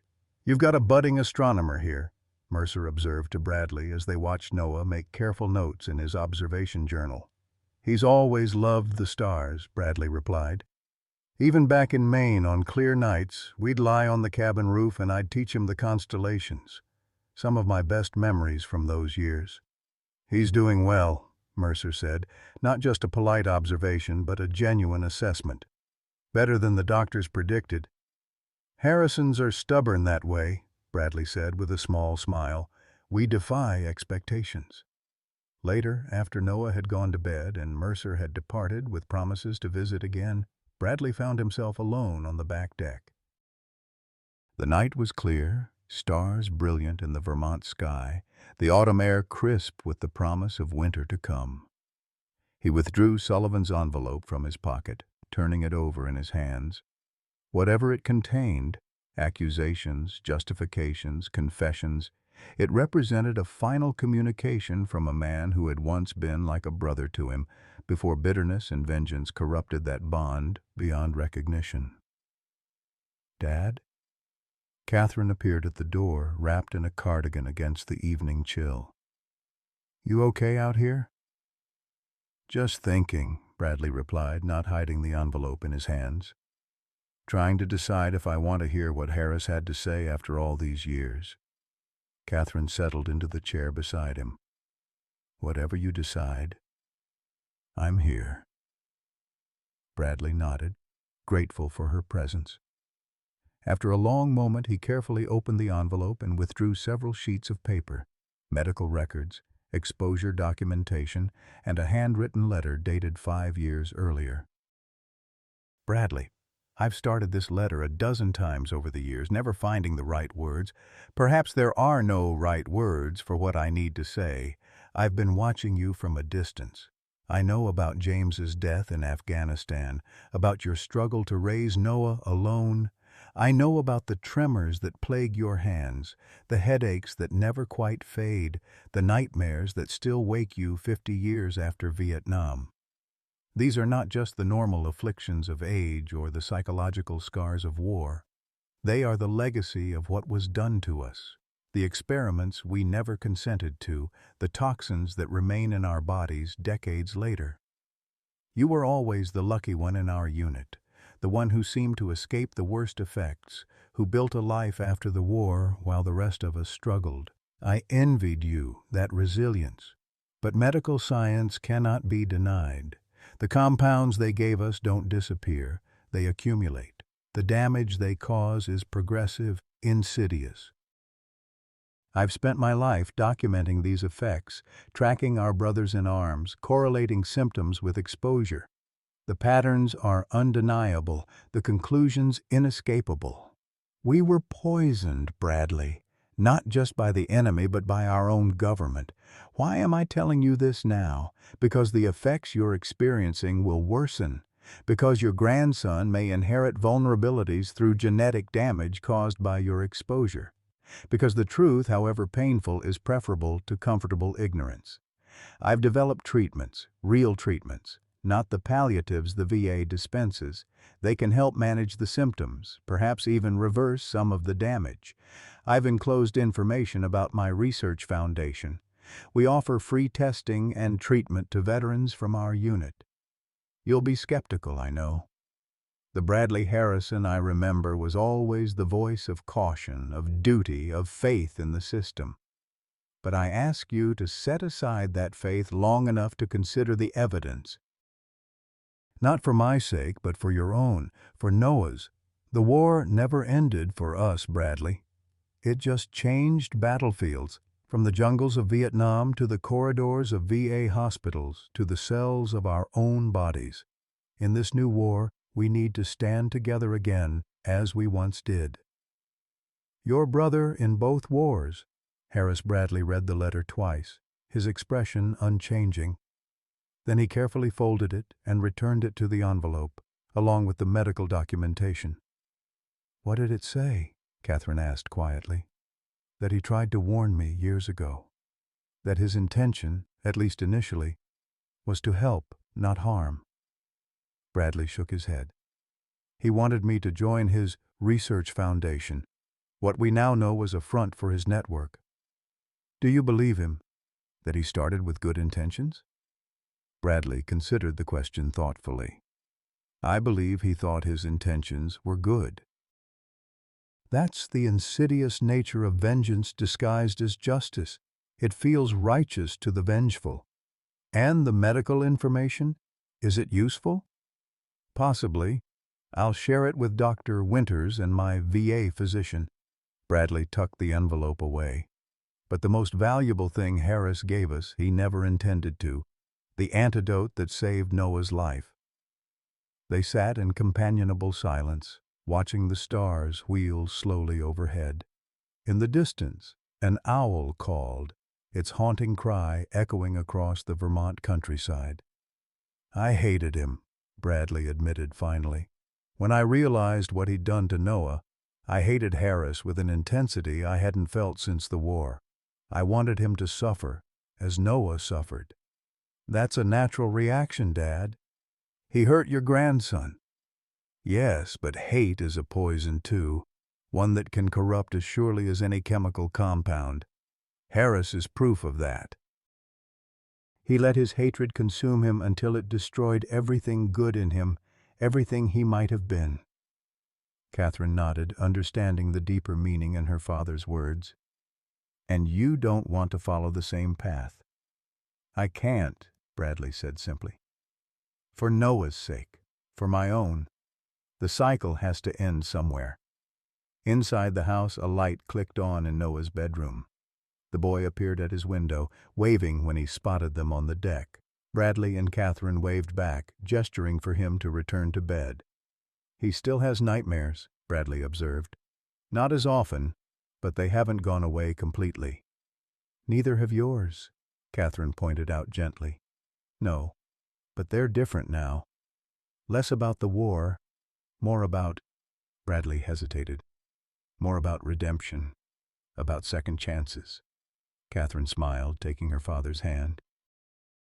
"That sounds like healing to me." Bradley squeezed her hand in return, his gaze lifting to the stars that had guided sailors and soldiers home for millennia. "You know what Noah asked me yesterday? He wanted to know if we could invite his friend Daniel for Thanksgiving. Said Daniel's parents are divorcing and he's having a hard time, could use a stable family like ours." Catherine's eyebrows rose. "He used those words? Stable family?" "His exact words," Bradley confirmed with a touch of wonder in his voice. "After everything, James's death, my stubbornness, Sullivan's poisoning, Noah's illness, he sees us as stable, as a family worth sharing." "We are," Catherine said firmly. "Battered and bruised, maybe. Healing, definitely. But a family, above all else." Bradley nodded, his throat tight with emotion. "A family," he echoed. "I think James would be proud of that. Proud of the man his son is becoming, despite everything." "He would," Catherine agreed. "And he'd be proud of you too, Dad, for finding the strength to change, to accept help, to build something new from the wreckage of the past." As if in confirmation, a shooting star blazed briefly across the night sky, a moment of brilliant light against the darkness, there and gone in an instant, but leaving its impression on those fortunate enough to witness its passage. "Make a wish," Catherine whispered, a childhood habit she had never outgrown. Bradley closed his eyes briefly, then opened them with a small smile. "Already granted," he said simply, looking toward the window where Noah had stood. "Already granted." When Bradley Harrison discovered toxic mercury in his grandson's scalp at a routine haircut, he was forced to confront the painful truth. His misplaced trust in old military buddy Harris Sullivan had endangered Noah's life. Like many of us who came of age during Vietnam, Bradley believed the system had failed him, choosing isolation and self-reliance over modern medicine. Yet through this crisis, he discovered something profound. True strength isn't standing alone, but knowing when to reach out. As Noah fought to recover, Bradley found healing of his own, reconnecting with his estranged daughter Catherine, and finally addressing the invisible wounds he'd carried for decades. The cycle has to end somewhere, Bradley realized, choosing forgiveness over bitterness, family over isolation. His journey reminds us it's never too late for second chances, for healing family wounds, for finding peace with our past. Many of us have made mistakes raising our children and grandchildren, carrying regrets about paths not taken. But as Bradley discovered watching Noah thrive in Vermont, redemption is always possible. What family relationship would you most like to heal in your life? Have you ever, like Bradley, found unexpected blessings through difficult circumstances? Share your story in the comments below. Your experience might be exactly what someone else needs to hear today.